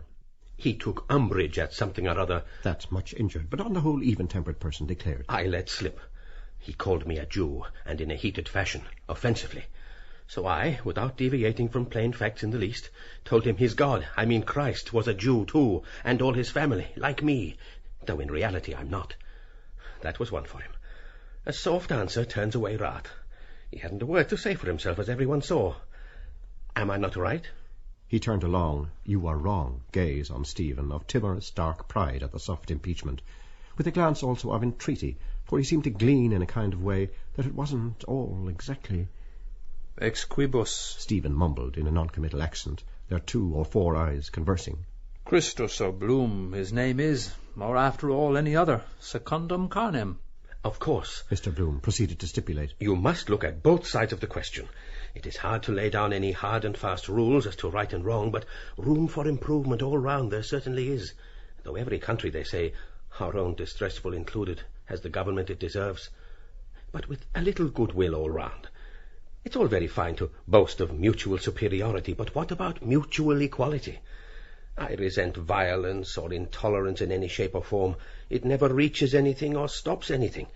A revolution must come on the due installments plan. It is a patent absurdity on the face of it to hate people because they live round the corner and speak another vernacular, so to speak. Memorable bloody bridge battle and 7 minutes' war. Stephen assented. Between Skinner's Alley and Ormond Market. Yes. Mr. Bloom thoroughly agreed, entirely endorsing the remark. That was overwhelmingly right, and the whole world was overwhelmingly full of that sort of thing. You just took the words out of my mouth, he said. A hocus-pocus of conflicting evidence that, candidly, you couldn't remotely... All those wretched quarrels, in his humble opinion, stirring up bad blood, bump of combativeness or gland of some kind, erroneously supposed to be about a punctilio of honour and a flag, were very largely a question of the money question, which was at the back of everything. Greed and jealousy, people never knowing when to stop. They accuse, remarked he audibly. He turned away from the others, who probably... and spoke nearer to, so as the others... in case they... Jews, he softly imparted in an aside in Stephen's ear, are accused of ruining. Not a vestige of truth in it, I can safely say. History, would you be surprised to learn, proves up to the hilt Spain decayed when the Inquisition hounded the Jews out, and England prospered when Cromwell, an uncommonly able ruffian who in other respects has much to answer for, imported them. Why? Because they are practical and are proved to be so. I don't want to indulge in any... because you know the Standard works on the subject, and then, orthodox as you are. But in the economic, not touching religion domain, the priest spells poverty. Spain, again, you saw in the war, compared with go-ahead America. Turks, it's in the dogma. Because if they didn't believe they'd go straight to heaven when they die, they'd try to live better. At least, so I think. That's the juggle on which the PPs raise the wind on false pretenses. I'm... he resumed with dramatic force. As good an Irishman as that rude person I told you about at the outset, and I want to see everyone, all creeds and classes pro rata, having a comfortable, tidy-sized income, in no niggard fashion either, something in the neighbourhood of £300 per annum. That's the vital issue at stake, and it's feasible and would be provocative of friendlier intercourse between man and man. At least, that's my idea for what it's worth. I call that patriotism. Ubi patria, as we learned a small smattering of in our classical day in Alma Mater, Vita Bene, where you can live well, the sense is, if you work. Over his untasteable apology for a cup of coffee, listening to this synopsis of things in general, Stephen stared at nothing in particular. He could hear, of course, all kinds of words changing colour, like those crabs about Ringsend in the morning, burrowing quickly into all colours of different sorts of the same sand, where they had a home somewhere beneath, or seemed to. Then he looked up and saw the eyes that said, or didn't say the words. The voice he heard said, "If you work." "Count me out," he managed to remark, meaning to work. The eyes were surprised at this observation, because, as he, the person who owned them, pro tem, observed, or rather his voice speaking did, all must work, have to, together. I mean, of course, the other hastened to affirm, work in the widest possible sense. Also literary labour, not merely for the kudos of the thing. Writing for the newspapers, which is the readiest channel nowadays. That's work, too. Important work. After all, from the little I know of you, after all the money expended on your education, you are entitled to recoup yourself and command your price. You have every bit as much right to live by your pen in pursuit of your philosophy as the peasant has. What? You both belong to Ireland. The brain and the brawn, each is equally important. You suspect, Stephen retorted with a sort of a half-laugh, that I may be important because I belong to the Faubourg Saint-Patrice called Ireland for short. I would go a step further, Mr. Bloom insinuated. But I suspect, Stephen interrupted, that Ireland must be important because it belongs to me. What belongs? Queried Mr. Bloom, bending, fancying he was perhaps under some misapprehension. Excuse me. Unfortunately, I didn't catch the latter portion. What was it you... Stephen, patently cross-tempered, repeated, and shoved aside his mug of coffee, or whatever you like to call it, none too politely, adding, "We can't change the country. Let us change the subject." At this pertinent suggestion, Mr. Bloom, to change the subject, looked down, but in a quandary, as he couldn't tell exactly what construction to put on belongs to, which sounded rather a far cry. The rebuke of some kind was clearer than the other part. Needless to say, the fumes of his recent orgies spoke then with some asperity in a curious, bitter way, foreign to his sober state. Probably the home life, to which Mr. Bloom attached the utmost importance, had not been all that was needful, or he hadn't been familiarized with the right sort of people. With a touch of fear for the young man beside him, whom he furtively scrutinized with an air of some consternation, remembering he had just come back from Paris, the eyes more especially reminding him forcibly of father and sister, failing to throw much light on the subject, however, he brought to mind instances of cultured fellows that promised so brilliantly, nipped in the bud of premature decay, and nobody to blame but themselves. For instance, there was the case of O'Callaghan, for one, the half-crazy faddist, respectably connected, though of inadequate means, with his mad vagaries, among whose other gay doings, when rotto, and making himself a nuisance to everybody all round, he was in the habit of ostentatiously sporting in public a suit of brown paper, a fact. And then the usual denouement, after the fun had gone on fast and furious. He got landed into hot water and had to be spirited away by a few friends, after a strong hint to a blind horse from John Mallon of Lower Castle Yard, so as not to be made amenable under Section 2 of the Criminal Law Amendment Act, certain names of those subpoenaed being handed in but not divulged, for reasons which will occur to anyone with a pick of brains. Briefly, putting 2 and 2 together, 616, which he pointedly turned a deaf ear to, Antonio and so forth, jockeys and aesthetes, and the tattoo, which was all the go in the 70s or thereabouts, even in the House of Lords, because early in life the occupant of the throne, then heir apparent, the other members of the Upper Ten and other high personages simply following in the footsteps of the head of the state, he reflected about the errors of notorieties and crowned heads running counter to morality, such as the Cornwall case a number of years before, under their veneer in a way scarcely intended by nature, a thing good Mrs. Grundy, as the law stands, was terribly down on, though not for the reason they thought they were, probably, whatever it was, except women chiefly, who were always fiddling more or less at one another, it being largely a matter of dress and all the rest of it. Ladies who like distinctive underclothing should, and every well-tailored man must, try to make the gap wider between them by innuendo, and give more of a genuine fillip to acts of impropriety between the two. She unbuttoned his, and then he untied her. Mind a pin. Whereas savages in the Cannibal Islands, say at 90 degrees in the shade, not caring a continental. However, reverting to the original, there were, on the other hand, others who had forced their way to the top from the lowest rung by the aid of their bootstraps. Sheer force of natural genius, that. With brains, sir. For which, and further reasons, he felt it was interest and duty even to wait on and profit by the unlooked-for occasion, though why he could not exactly tell, being, as it was, already several shillings to the bad, having, in fact, let himself in for it. Still, to cultivate the acquaintance of someone of no uncommon calibre, who could provide food for reflection, would amply repay any small intellectual stimulation, as such was, he felt, from time to time a first-rate tonic for the mind, added to which was the coincidence of meeting, discussion, dance, row, old salt, of the here-today and gone-tomorrow type, night loafers, the whole galaxy of events, all went to make up a miniature cameo of the world we live in, especially as the lives of the submerged tenth, viz. Coal miners, divers, scavengers, etc., were very much under the microscope lately. To improve the shining hour, he wondered whether he might meet with anything approaching the same luck as Mr. Philip Beaufoy, if taken down in writing. Suppose he were to pen something out of the common groove, as he fully intended doing, at the rate of 1 guinea per column. My experiences, let us say, in a cabman's shelter.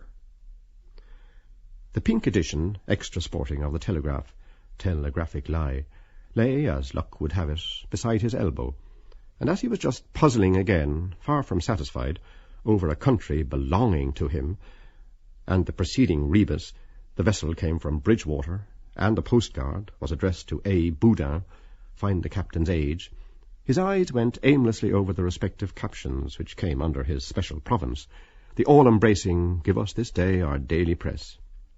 First he got a bit of a start, but it turned out to be only something about somebody named H. Du Bois, agent for typewriters or something like that.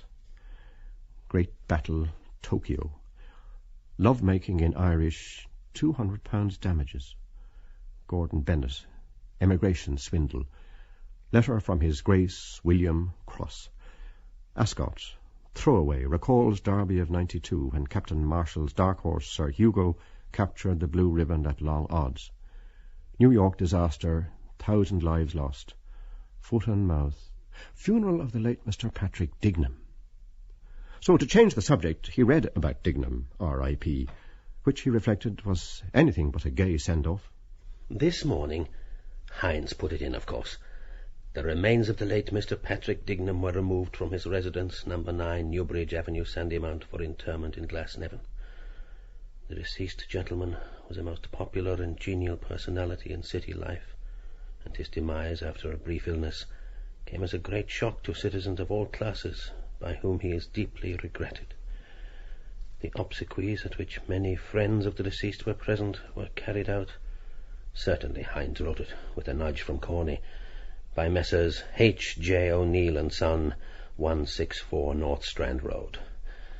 The mourners included Patrick Dignam, son; Bernard Corrigan, brother-in-law; John Henry Menton, solicitor; Martin Cunningham; John Power; he Don Def 1/8 Ador Dorador Duradora, must be where he called monks the day father about Key's ad; Thomas Kernan, Simon Dedalus, Stephen Dedalus, B.A., Edward J. Lambert, Cornelius Kelleher, Joseph McC. Hines, L. Boom, C.P. McCoy, Mackintosh, and several others.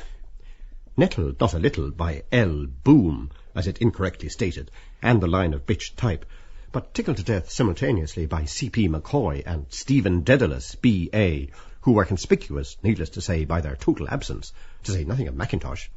L. Boom pointed it out to his companion, B.A., engaged in stifling another yawn, half-nervousness, not forgetting the usual crop of nonsensical howlers of misprints. Is that first epistle to the Hebrews? He asked, as soon as his bottom jaw would let him. In.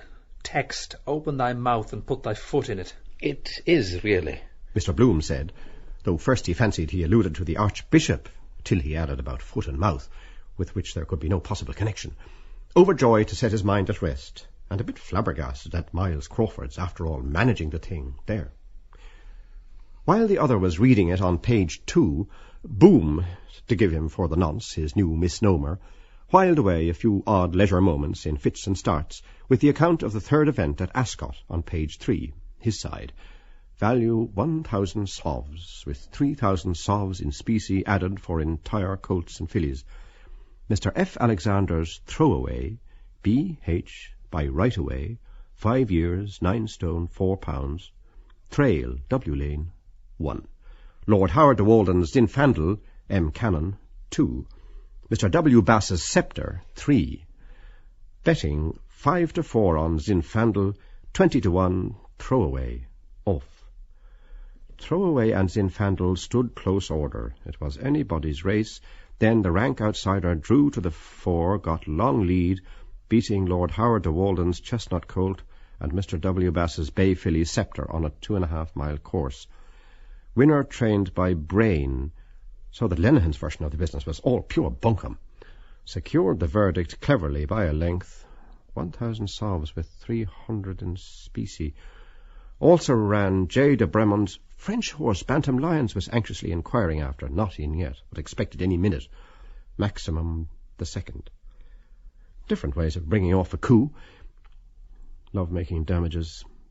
Though that half-baked Lyons ran off at a tangent in his impetuosity to get left. Of course, gambling eminently lent itself to that sort of thing, though, as the event turned out, the poor fool hadn't much reason to congratulate himself on his pick, the forlorn hope. Guesswork it reduced itself to, eventually. There was every indication they would arrive at that. Mr. Bloom said. Who? The other, whose hand, by the way, was hurt, said. One morning you would open the paper, the cabman affirmed, and read, Return of Parnell. He bet them what they liked. A Dublin Fusilier was in that shelter one night and said he saw him in South Africa. Pride as was killed him. He ought to have done away with himself, or lain low for a time after committee room number 15, until he was his old self again, with no one to point a finger at him. Then they would all to a man have gone down on their marrow bones to him to come back, when he had recovered his senses. But dead he wasn't. Simply absconded somewhere. The coffin they brought over was full of stones. He changed his name to De Wet, the Boer General. He made a mistake to fight the priests, and so forth and so on. All the same, Bloom, properly so dubbed, was rather surprised at their memories, for in 9 cases out of 10 it was a case of tar barrels, and not singly but in their thousands, and then complete oblivion, because it was 20-odd years. Highly unlikely, of course, there was even a shadow of truth in the stories, and even supposing, he thought a return highly inadvisable, all things considered. Something evidently riled them in his death. Either he petered out too tamely of acute pneumonia, just when his various different political arrangements were nearing completion, or whether it transpired he owed his death to his having neglected to change his boots and clothes after a wetting, when a cold resulted, and failing to consult a specialist, he being confined to his room, till he eventually died of it, amid widespread regret, before a fortnight was at an end, or quite possibly they were distressed to find the job was taken out of their hands. Of course, nobody being acquainted with his movements even before, there was absolutely no clue as to his whereabouts, which were decidedly of the Alice, where art thou order, even prior to his starting to go under several aliases, such as Fox and Stewart. So the remark which emanated from friend Cabby might be within the bounds of possibility.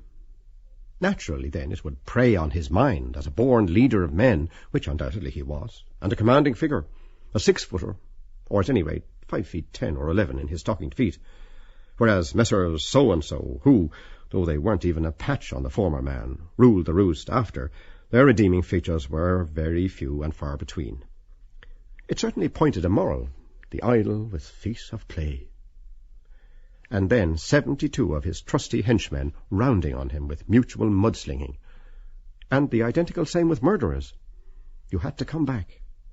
That haunting sense kind of drew you, to show the understudy in the title role how to.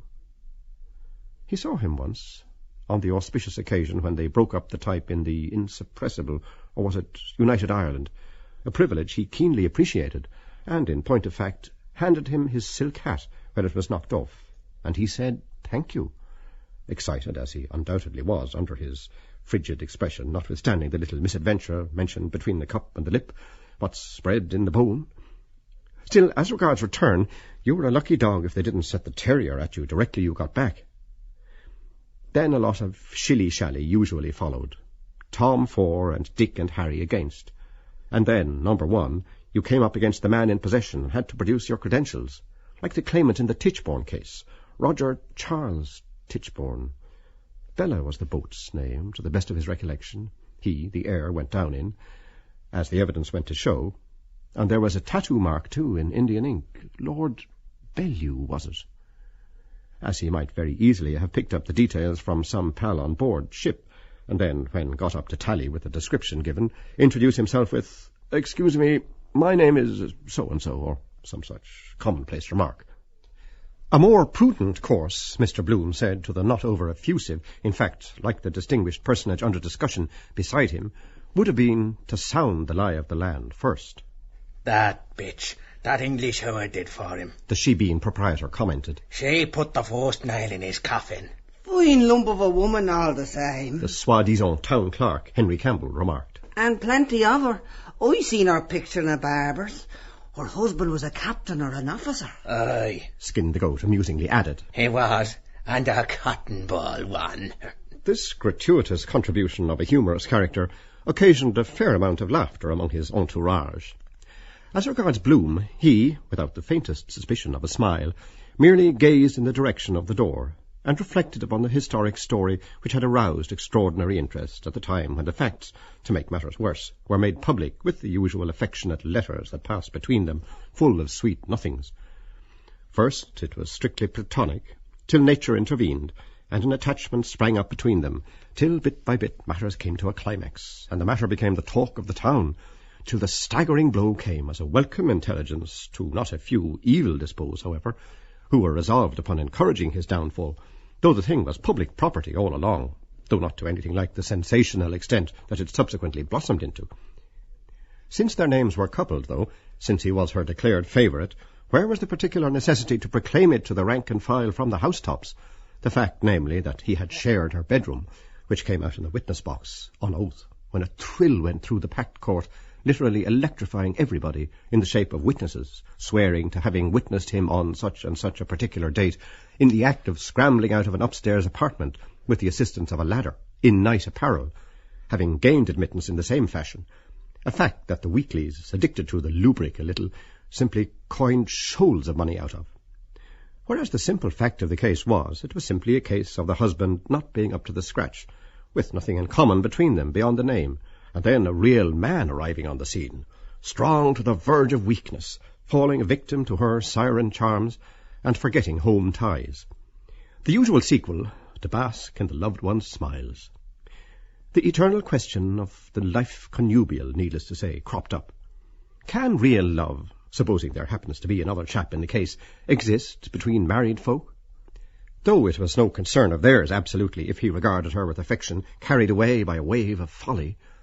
A magnificent specimen of manhood he was truly, augmented obviously by gifts of a high order, as compared with the other military supernumerary, that is, who was just the usual everyday, farewell my gallant captain kind of an individual in the Light Dragoons, the 18th Hussars to be accurate, and inflammable, doubtless, the fallen leader, that is, not the other, in his own peculiar way, which she, of course, woman, quickly perceived as highly likely to carve his way to fame, which he almost bid fair to do till the priests and ministers of the gospel as a whole, his erstwhile staunch adherents, and his beloved evicted tenants, for whom he had done yeoman service in the rural parts of the country, by taking up the cudgels on their behalf in a way that exceeded their most sanguine expectations, very effectually cooked his matrimonial goose, thereby heaping coals of fire on his head, much in the same way as the fabled ass's kick.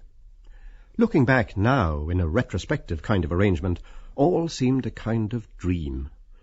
And the coming back was the worst thing you ever did, because it went without saying you would feel out of place, as things always moved with the times. Why, as he reflected, Irish Town Strand, a locality he had not been in for quite a number of years, looked different somehow since, as it happened, he went to reside on the north side. North or south, however, it was just the well-known case of hot passion, pure and simple, upsetting the apple cart with a vengeance, and just bore out the very thing he was saying, as she also was Spanish, or half so, types that wouldn't do things by halves, passionate abandon of the south, casting every shred of decency to the winds. Just bears out what I was saying. He, with glowing bosom, said to Stephen. And if I don't greatly mistake, she was Spanish, too. The King of Spain's daughter, Stephen answered, adding something or other rather muddled about farewell and adieu to you Spanish onions, and the first land called the Dead Man, and from Ramhead to Scilly was so and so many. Was she? Bloom ejaculated, surprised, though not astonished by any means. I never heard that rumour before. Possible. Especially there it was, as she lived there. So, Spain. Carefully avoiding a book in his pocket, sweet sob, which reminded him, by the by, of that Capel Street library book out of date, he took out his pocket-book, and turning over the various contents rapidly, finally he... Do you consider, by the by, he said, thoughtfully selecting a faded photo which he laid on the table, that a Spanish type? Stephen, obviously addressed, looked down on the photo, showing a large-sized lady with her fleshy charms on evidence in an open fashion, as she was in the full bloom of womanhood, in evening dress cut ostentatiously low for the occasion, to give a liberal display of bosom, with more than vision of breasts, her full lips parted, and some perfect teeth, standing near, ostensibly with gravity, a piano, on the rest of which was In Old Madrid, a ballad, pretty in its way, which was then all the vogue. Her, the lady's eyes, dark, large, looked at Stephen, about to smile about something to be admired. Lafayette of Westmoreland Street, Dublin's premier photographic artist, being responsible for the aesthetic execution. Mrs. Bloom, my wife, the prima donna, Madame Marion Tweedy. Bloom indicated. Taken a few years since, in about 96. Very like her then. Beside the young man, he looked also at the photo of the lady, now his legal wife, who, he intimated, was the accomplished daughter of Major Brian Tweedy, and displayed at an early age remarkable proficiency as a singer, having even made her bow to the public when her years numbered barely sweet 16.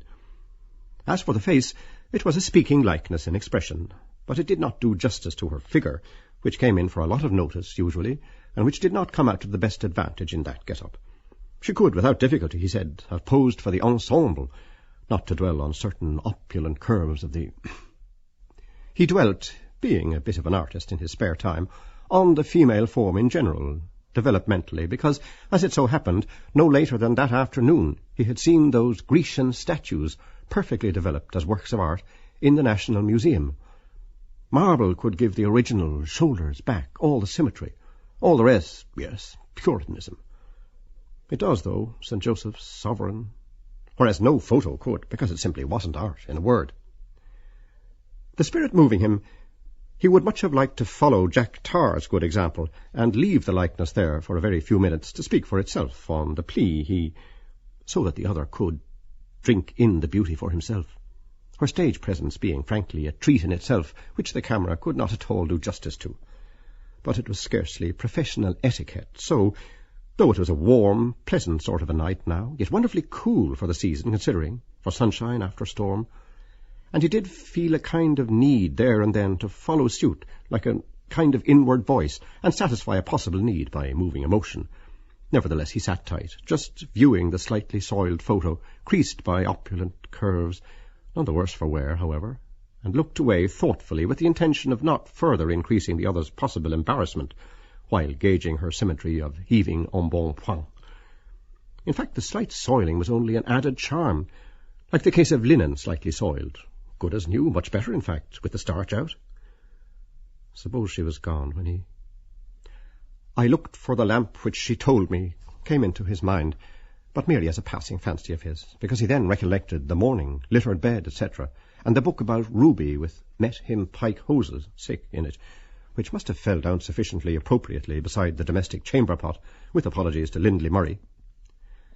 The vicinity of the young man he certainly relished, educated, distingué, and impulsive into the bargain, far and away the pick of the bunch, though you wouldn't think he had it in him, yet you would. Besides, he said the picture was handsome, which, say what you like, it was, though at the moment she was distinctly stouter. And why not?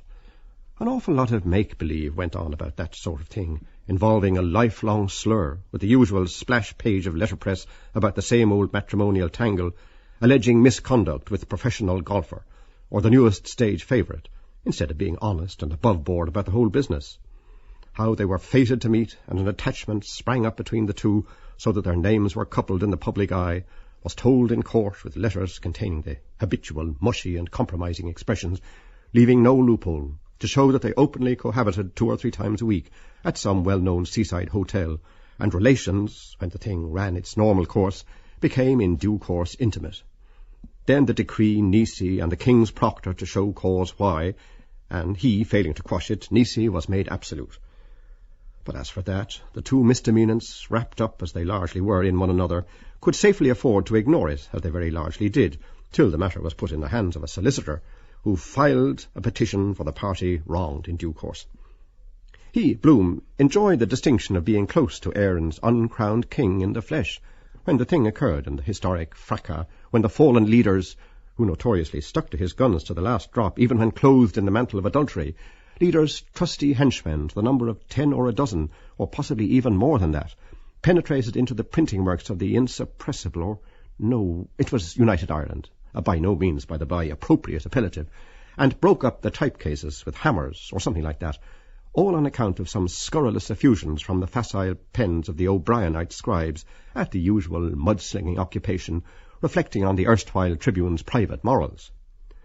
Though palpably a radically altered man, he was still a commanding figure, though carelessly garbed as usual, with that look of settled purpose which went a long way with the shilly-shalliers, till they discovered, to their vast discomfiture, that their idol had feet of clay, after placing him upon a pedestal, which she, however, was the first to perceive. As those were particularly hot times in the general hullabaloo, Bloom sustained a minor injury from a nasty prod of some chap's elbow in the crowd that, of course, congregated, lodging someplace about the pit of the stomach, fortunately not of a grave character. His hat, Parnell's, was inadvertently knocked off, and, as a matter of strict history, Bloom was the man who picked it up in the crush, after witnessing the occurrence, meaning to return it to him, and return it to him he did with the utmost celerity. Who, panting and hatless, and whose thoughts were miles away from his hat at the time, being a gentleman born with a stake in the country, he, as a matter of fact, having gone into it more for the kudos of the thing than anything else, what's bred in the bone, instilled into him in infancy at his mother's knee in the shape of knowing what good form was, came out at once because he turned round to the donor and thanked him with perfect aplomb, saying, "Thank you, sir," though in a very different tone of voice from the ornament of the legal profession whose headgear Bloom also set to rights earlier in the course of the day, history repeating itself with a difference, after the burial of a mutual friend, when they had left him alone in his glory after the grim task of having committed his remains to the grave. On the other hand, what incensed him more inwardly was the blatant jokes of the cabmen and so on, who passed it all off as a jest, laughing immoderately, pretending to understand everything, the why and the wherefore, and in reality not knowing their own minds, it being a case for the two parties themselves, unless it ensued that the legitimate husband happened to be a party to it, owing to some anonymous letter from the usual boy Jones, who happened to come across them at the crucial moment, in a loving position, locked in one another's arms, drawing attention to their illicit proceedings, and leading up to a domestic rumpus, and the erring fair one begging forgiveness of her lord and master upon her knees, and promising to sever the connection, and not receive his visits any more, if only the aggrieved husband would overlook the matter, and let bygones be bygones, with tears in her eyes, though possibly with her tongue in her fair cheek at the same time, as quite possibly there were several others. He personally, being of a sceptical bias, believed, and didn't make the smallest bones about saying so either, that man, or men in the plural, were always hanging around on the waiting list about a lady, even supposing she was the best wife in the world, and they got on fairly well together, for the sake of argument, when, neglecting her duties, she chose to be tired of wedded life, and was on for a little flutter in polite debauchery, to press their attentions on her with improper intent, the upshot being that her affections centred on another, the cause of many liaisons between still attractive married women getting on for fair and 40, and younger men, no doubt as several famous cases of feminine infatuation proved up to the hilt. It was 1,000 pities a young fellow, blessed with an allowance of brains, as his neighbour obviously was, should waste his valuable time with profligate women, who might present him with a nice dose to last him his lifetime. In the nature of single blessedness he would one day take unto himself a wife, when Miss Wright came on the scene. But in the interim, ladies' society was a conditio sine qua non, though he had the gravest possible doubts, not that he wanted in the smallest to pump Stephen about Miss Ferguson, who was very possibly the particular lodestar who brought him down to Irish Town so early in the morning, as to whether he would find much satisfaction basking in the boy and girl courtship idea, and the company of smirking misses without a penny to their names, bi- or tri-weekly, with the orthodox preliminary canter of compliment paying and walking out, leading up to fond lovers' ways and flowers and chalks. To think of him house and homeless, roped by some landlady worse than any stepmother, was really too bad at his age. The queer things he popped out suddenly with attracted the elder man, who was several years the other's senior, or like his father. But something substantial he certainly ought to eat, were it only an egg flip made on unadulterated maternal nutriment, or failing that, the homely Humpty Dumpty boiled. "At what o'clock did you dine?" he questioned of the slim form and tired, though unwrinkled face. Sometime yesterday, Stephen said. "Yesterday?" exclaimed Bloom, till he remembered it was already tomorrow, Friday. "Ah, you mean it's after 12. The day before yesterday," Stephen said, improving on himself. Literally astounded at this piece of intelligence, Bloom reflected. Though they didn't see eye to eye in everything, a certain analogy there somehow was, as if both their minds were travelling, so to speak, in the one train of thought.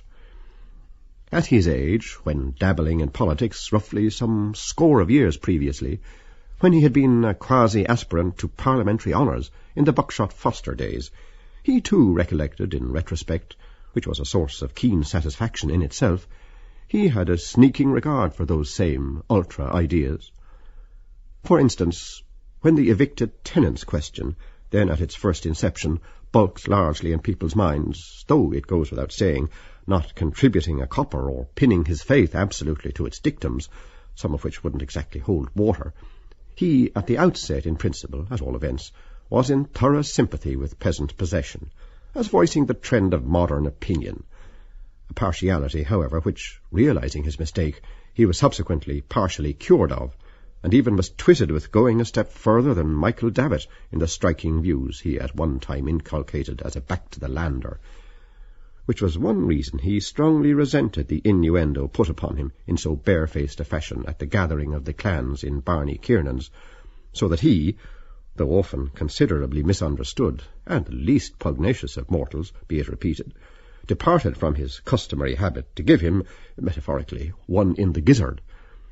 Though so far as politics themselves were concerned, he was only too conscious of the casualties invariably resulting from propaganda and displays of mutual animosity, and the misery and suffering it entailed as a foregone conclusion on fine young fellows chiefly, destruction of the fittest, in a word.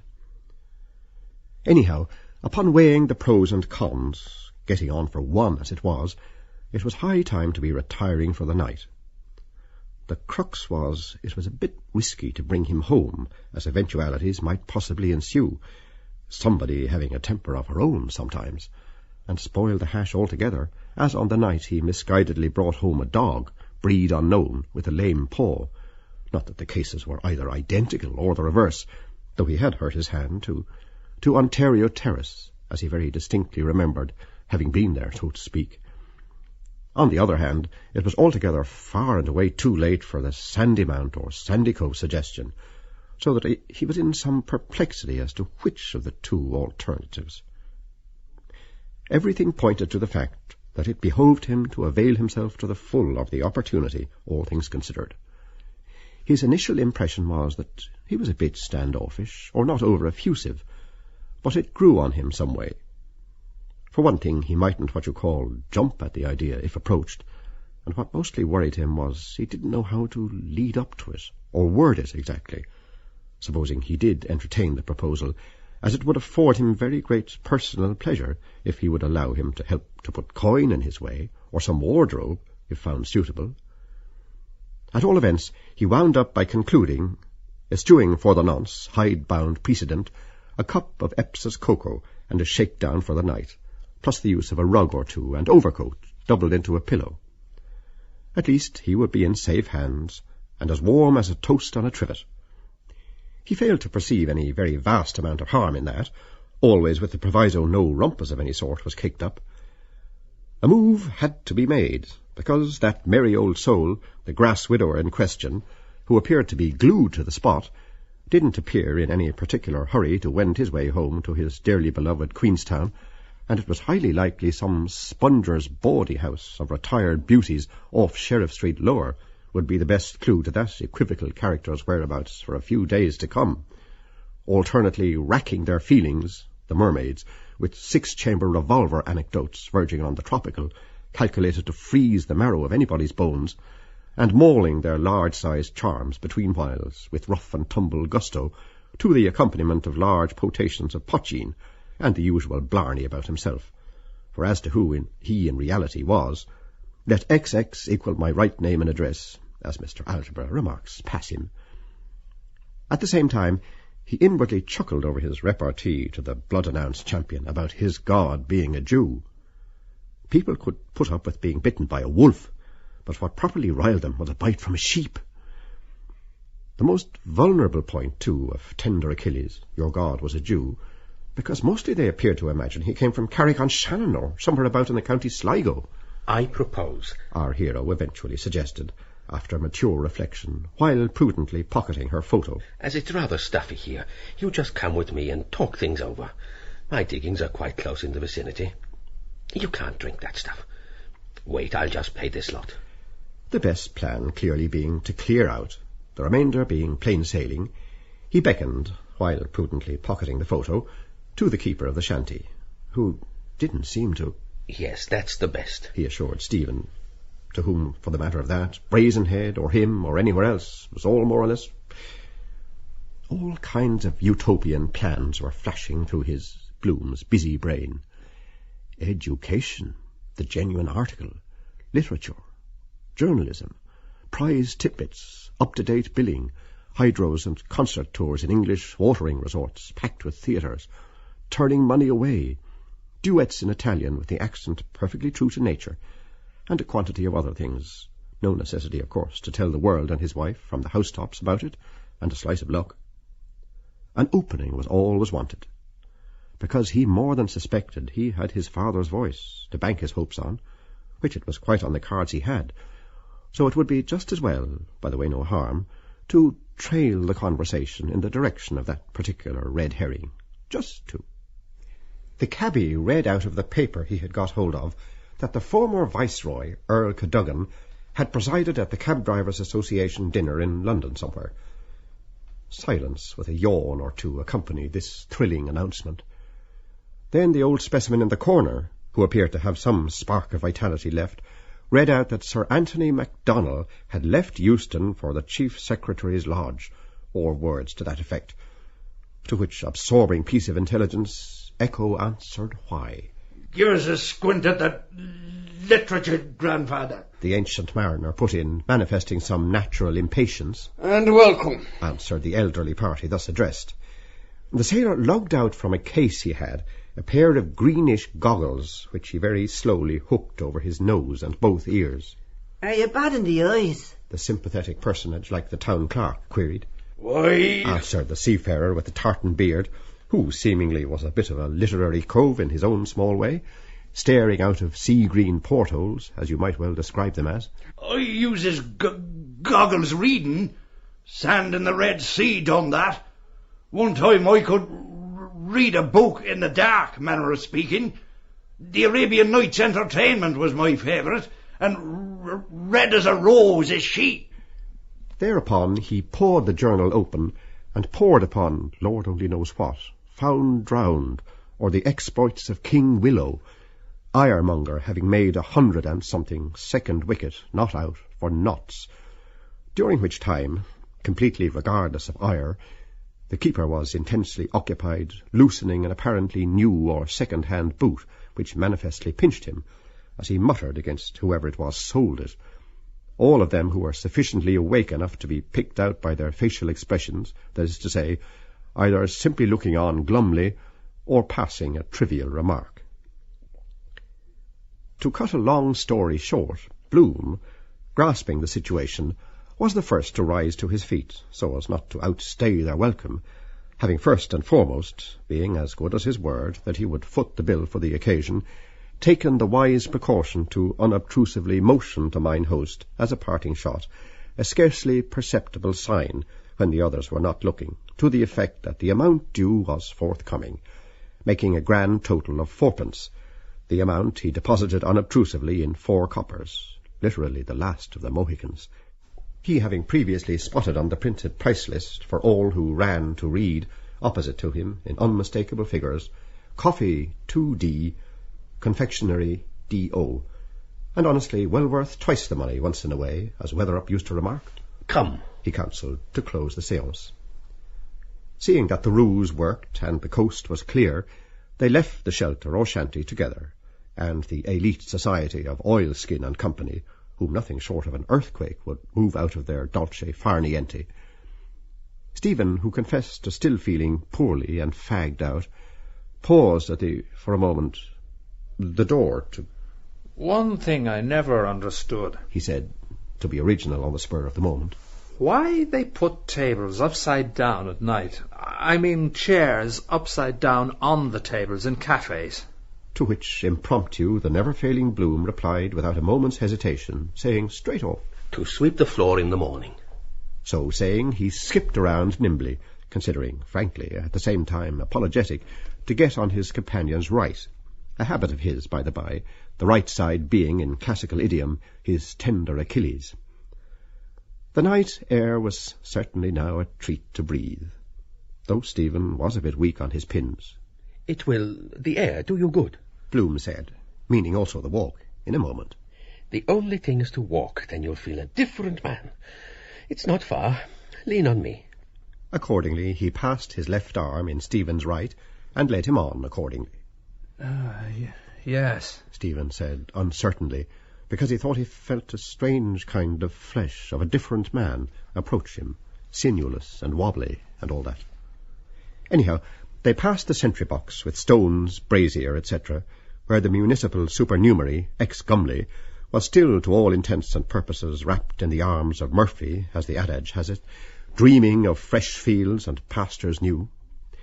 And apropos of coffin of stones, the analogy was not at all bad, as it was, in fact, a stoning to death on the part of 72 out of 80-odd constituencies that ratted at the time of the split, and chiefly the belauded peasant class, probably the self-same evicted tenants he had put in their holdings. So they passed on to chatting about music, a form of art for which Bloom, as a pure amateur, possessed the greatest love, as they made tracks arm in arm across Beresford Place. Wagnerian music, though confessedly grand in its way, was a bit too heavy for Bloom, and hard to follow at the first go-off. But the music of Mercadante's Huguenots, Meyerbeer's 7 Last Words on the Cross, and Mozart's 12th Mass, he simply revelled in, the Gloria in that being to his mind the acme of first-class music as such, literally knocking everything else into a cocked hat. He infinitely preferred the sacred music of the Catholic Church to anything the opposite shop could offer in that line, such as those Moody and Sankey hymns, or Bid me to live, and I will live, thy Protestant to be. He also yielded to none in his admiration of Rossini's Stabat Mater, a work simply abounding in immortal numbers, in which his wife, Madame Marion Tweedy, made a hit, a veritable sensation, he might safely say, greatly adding to her other laurels, and putting the others totally in the shade, in the Jesuit Father's church in Upper Gardner Street, the sacred edifice being thronged to the doors to hear her with virtuosos, or virtuosi rather. There was the unanimous opinion that there was none to come up to her, and suffice it to say, in a place of worship, for music of a sacred character, there was a generally voiced desire for an encore. On the whole, though favouring preferably light opera of the Don Giovanni description, and Martha, a gem in its line, he had a penchant, though with only a surface knowledge, for the severe classical school such as Mendelssohn. And talking of that, taking it for granted he knew all about the old favourites, he mentioned par excellence Lionel's air in Martha, Ma Paris, which, curiously enough, he heard, or overheard, to be more accurate, on yesterday, a privilege he keenly appreciated, from the lips of Stephen's respected father, sung to perfection, a study of the number, in fact, which made all the others take a back seat. Stephen, in reply to a politely put query, said he didn't, but launched out into praises of Shakespeare's songs, at least of, in or about that period, the lutenist Dowland, who lived in Fetter Lane, near Gerard the herbalist, who, anno ludendo hausi Dowlandus, an instrument he was contemplating purchasing from Mr. Arnold Dolmetsch, whom Bloom did not quite recall, though the name certainly sounded familiar, for 65 guineas, and Farnaby and Son, with their ducks and comets conceits, and Bird, William, who played the virginals, he said, in the Queen's Chapel, or anywhere else he found them, and one Tomkins, who made toys or airs, and John Bull. On the roadway which they were approaching, whilst still speaking, beyond the swing chain, a horse, dragging a sweeper, paced on the paven ground, brushing a long swathe of mire up, so that with the noise Bloom was not perfectly certain whether he had caught aright the allusion to 65 guineas and John Bull. He inquired if it was John Bull, the political celebrity of that ilk, as it struck him, the two identical names, as a striking coincidence. By the chains the horse slowly swerved to turn, which perceiving, Bloom, who was keeping a sharp look-out as usual, plucked the other's sleeve gently, jocosely remarking, "Our lives are in peril tonight. Beware of the steamroller." They thereupon stopped.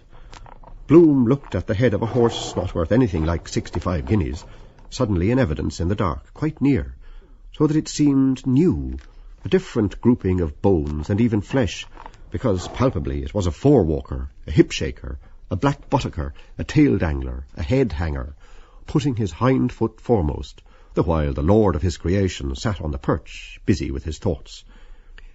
But such a good, poor brute. He was sorry he hadn't a lump of sugar, but, as he wisely reflected, you could scarcely be prepared for every emergency that might crop up. He was just a big, foolish, nervous, noodly kind of a horse, without a second care in the world. But even a dog, he reflected, take that mongrel in Barney Kiernan's, of the same size, would be a holy horror to face. But it was no animal's fault in particular if he was built that way, like the camel, ship of the desert, distilling grapes into potheen in his hump. 9/10 of them all could be caged or trained, nothing beyond the art of man, barring the bees. Whale with a harpoon hairpin, alligator, tickle the small of his back and he sees the joke. Chalk a circle for a rooster. Tiger, my eagle eye. These timely reflections anent the brutes of the field occupied his mind, somewhat distracted from Stephen's words, while the ship of the street was manoeuvring, and Stephen went on about the highly interesting old... What's this I was saying? Ah, yes. My wife, he intimated, plunging in medias res, would have the greatest of pleasure in making your acquaintance, as she is passionately attached to music of any kind. He looked sideways in a friendly fashion at the side face of Stephen, image of his mother, which was not quite the same as the usual blackguard type they unquestionably had an indubitable hankering after, as he was perhaps not that way built. Still, supposing he had his father's gift, as he more than suspected, it opened up new vistas in his mind, such as Lady Fingal's Irish Industries concert on the preceding Monday, and aristocracy in general. Exquisite variations he was now describing on an air, Youth Here Has End, by Jans Peter Svelink, a Dutchman of Amsterdam, where the Vrouws come from. Even more, he liked an old German song of Johannes Jeep about the clear sea and the voices of sirens, sweet murderers of men, which boggles Bloom a bit. Von der serenen Listigkeit tun die Poeten dichten. These opening bars he sang and translated extempore. Bloom, nodding, said he perfectly understood, and begged him to go on by all means, which he did. A phenomenally beautiful tenor voice like that, the rarest of boons, which Bloom appreciated at the very first note he got out, could easily, if properly handled by some recognized authority on voice production, such as Barraclough, and being able to read music into the bargain, command its own price, where baritones were 10 a penny, and procure for its fortunate possessor, in the near future, an entree into fashionable houses in the best residential quarters, of financial magnates in a large way of business, and titled people, where, with his university degree of B.A., a huge ad in its way, and gentlemanly bearing to all, the more influence the good impression, he would infallibly score a distinct success, being blessed with brains, which also could be utilized for the purpose, and other requisites, if his clothes were properly attended to, so as to the better worm his way into their good graces, as he, a youthful tyro in society's sartorial niceties, hardly understood how a little thing like that could militate against you. It was, in fact, only a matter of months, and he could easily foresee him participating in their musical and artistic conversaziones during the festivities of the Christmas season for Joyce, causing a slight flutter in the dovecoats of the fair sex, and being made a lot of by ladies out for sensation, cases of which, as he happened to know, were on record. In fact, without giving the show away, he himself once upon a time, if he cared to, could easily have. Added to which, of course, would be the pecuniary emolument, by no means to be sneezed at, going hand in hand with his tuition fees. Not, he parenthesized, that for the sake of filthy lucre he need necessarily embrace the lyric platform as a walk in life for any lengthy space of time, but a step in the required direction it was, beyond yea or nay, and both monetarily and mentally it contained no reflection on his dignity in the smallest, and it often turned in uncommonly handy to be handed a cheque at a much-needed moment when every little helped. Besides, though taste latterly had deteriorated to a degree, original music like that, different from the conventional rut, would rapidly have a great vogue, as it would be a decided novelty for Dublin's musical world after the usual hackneyed run of catchy tenor solos foisted on a confiding public by Ivan St. Austell and Hilton St. Just and their genus omne.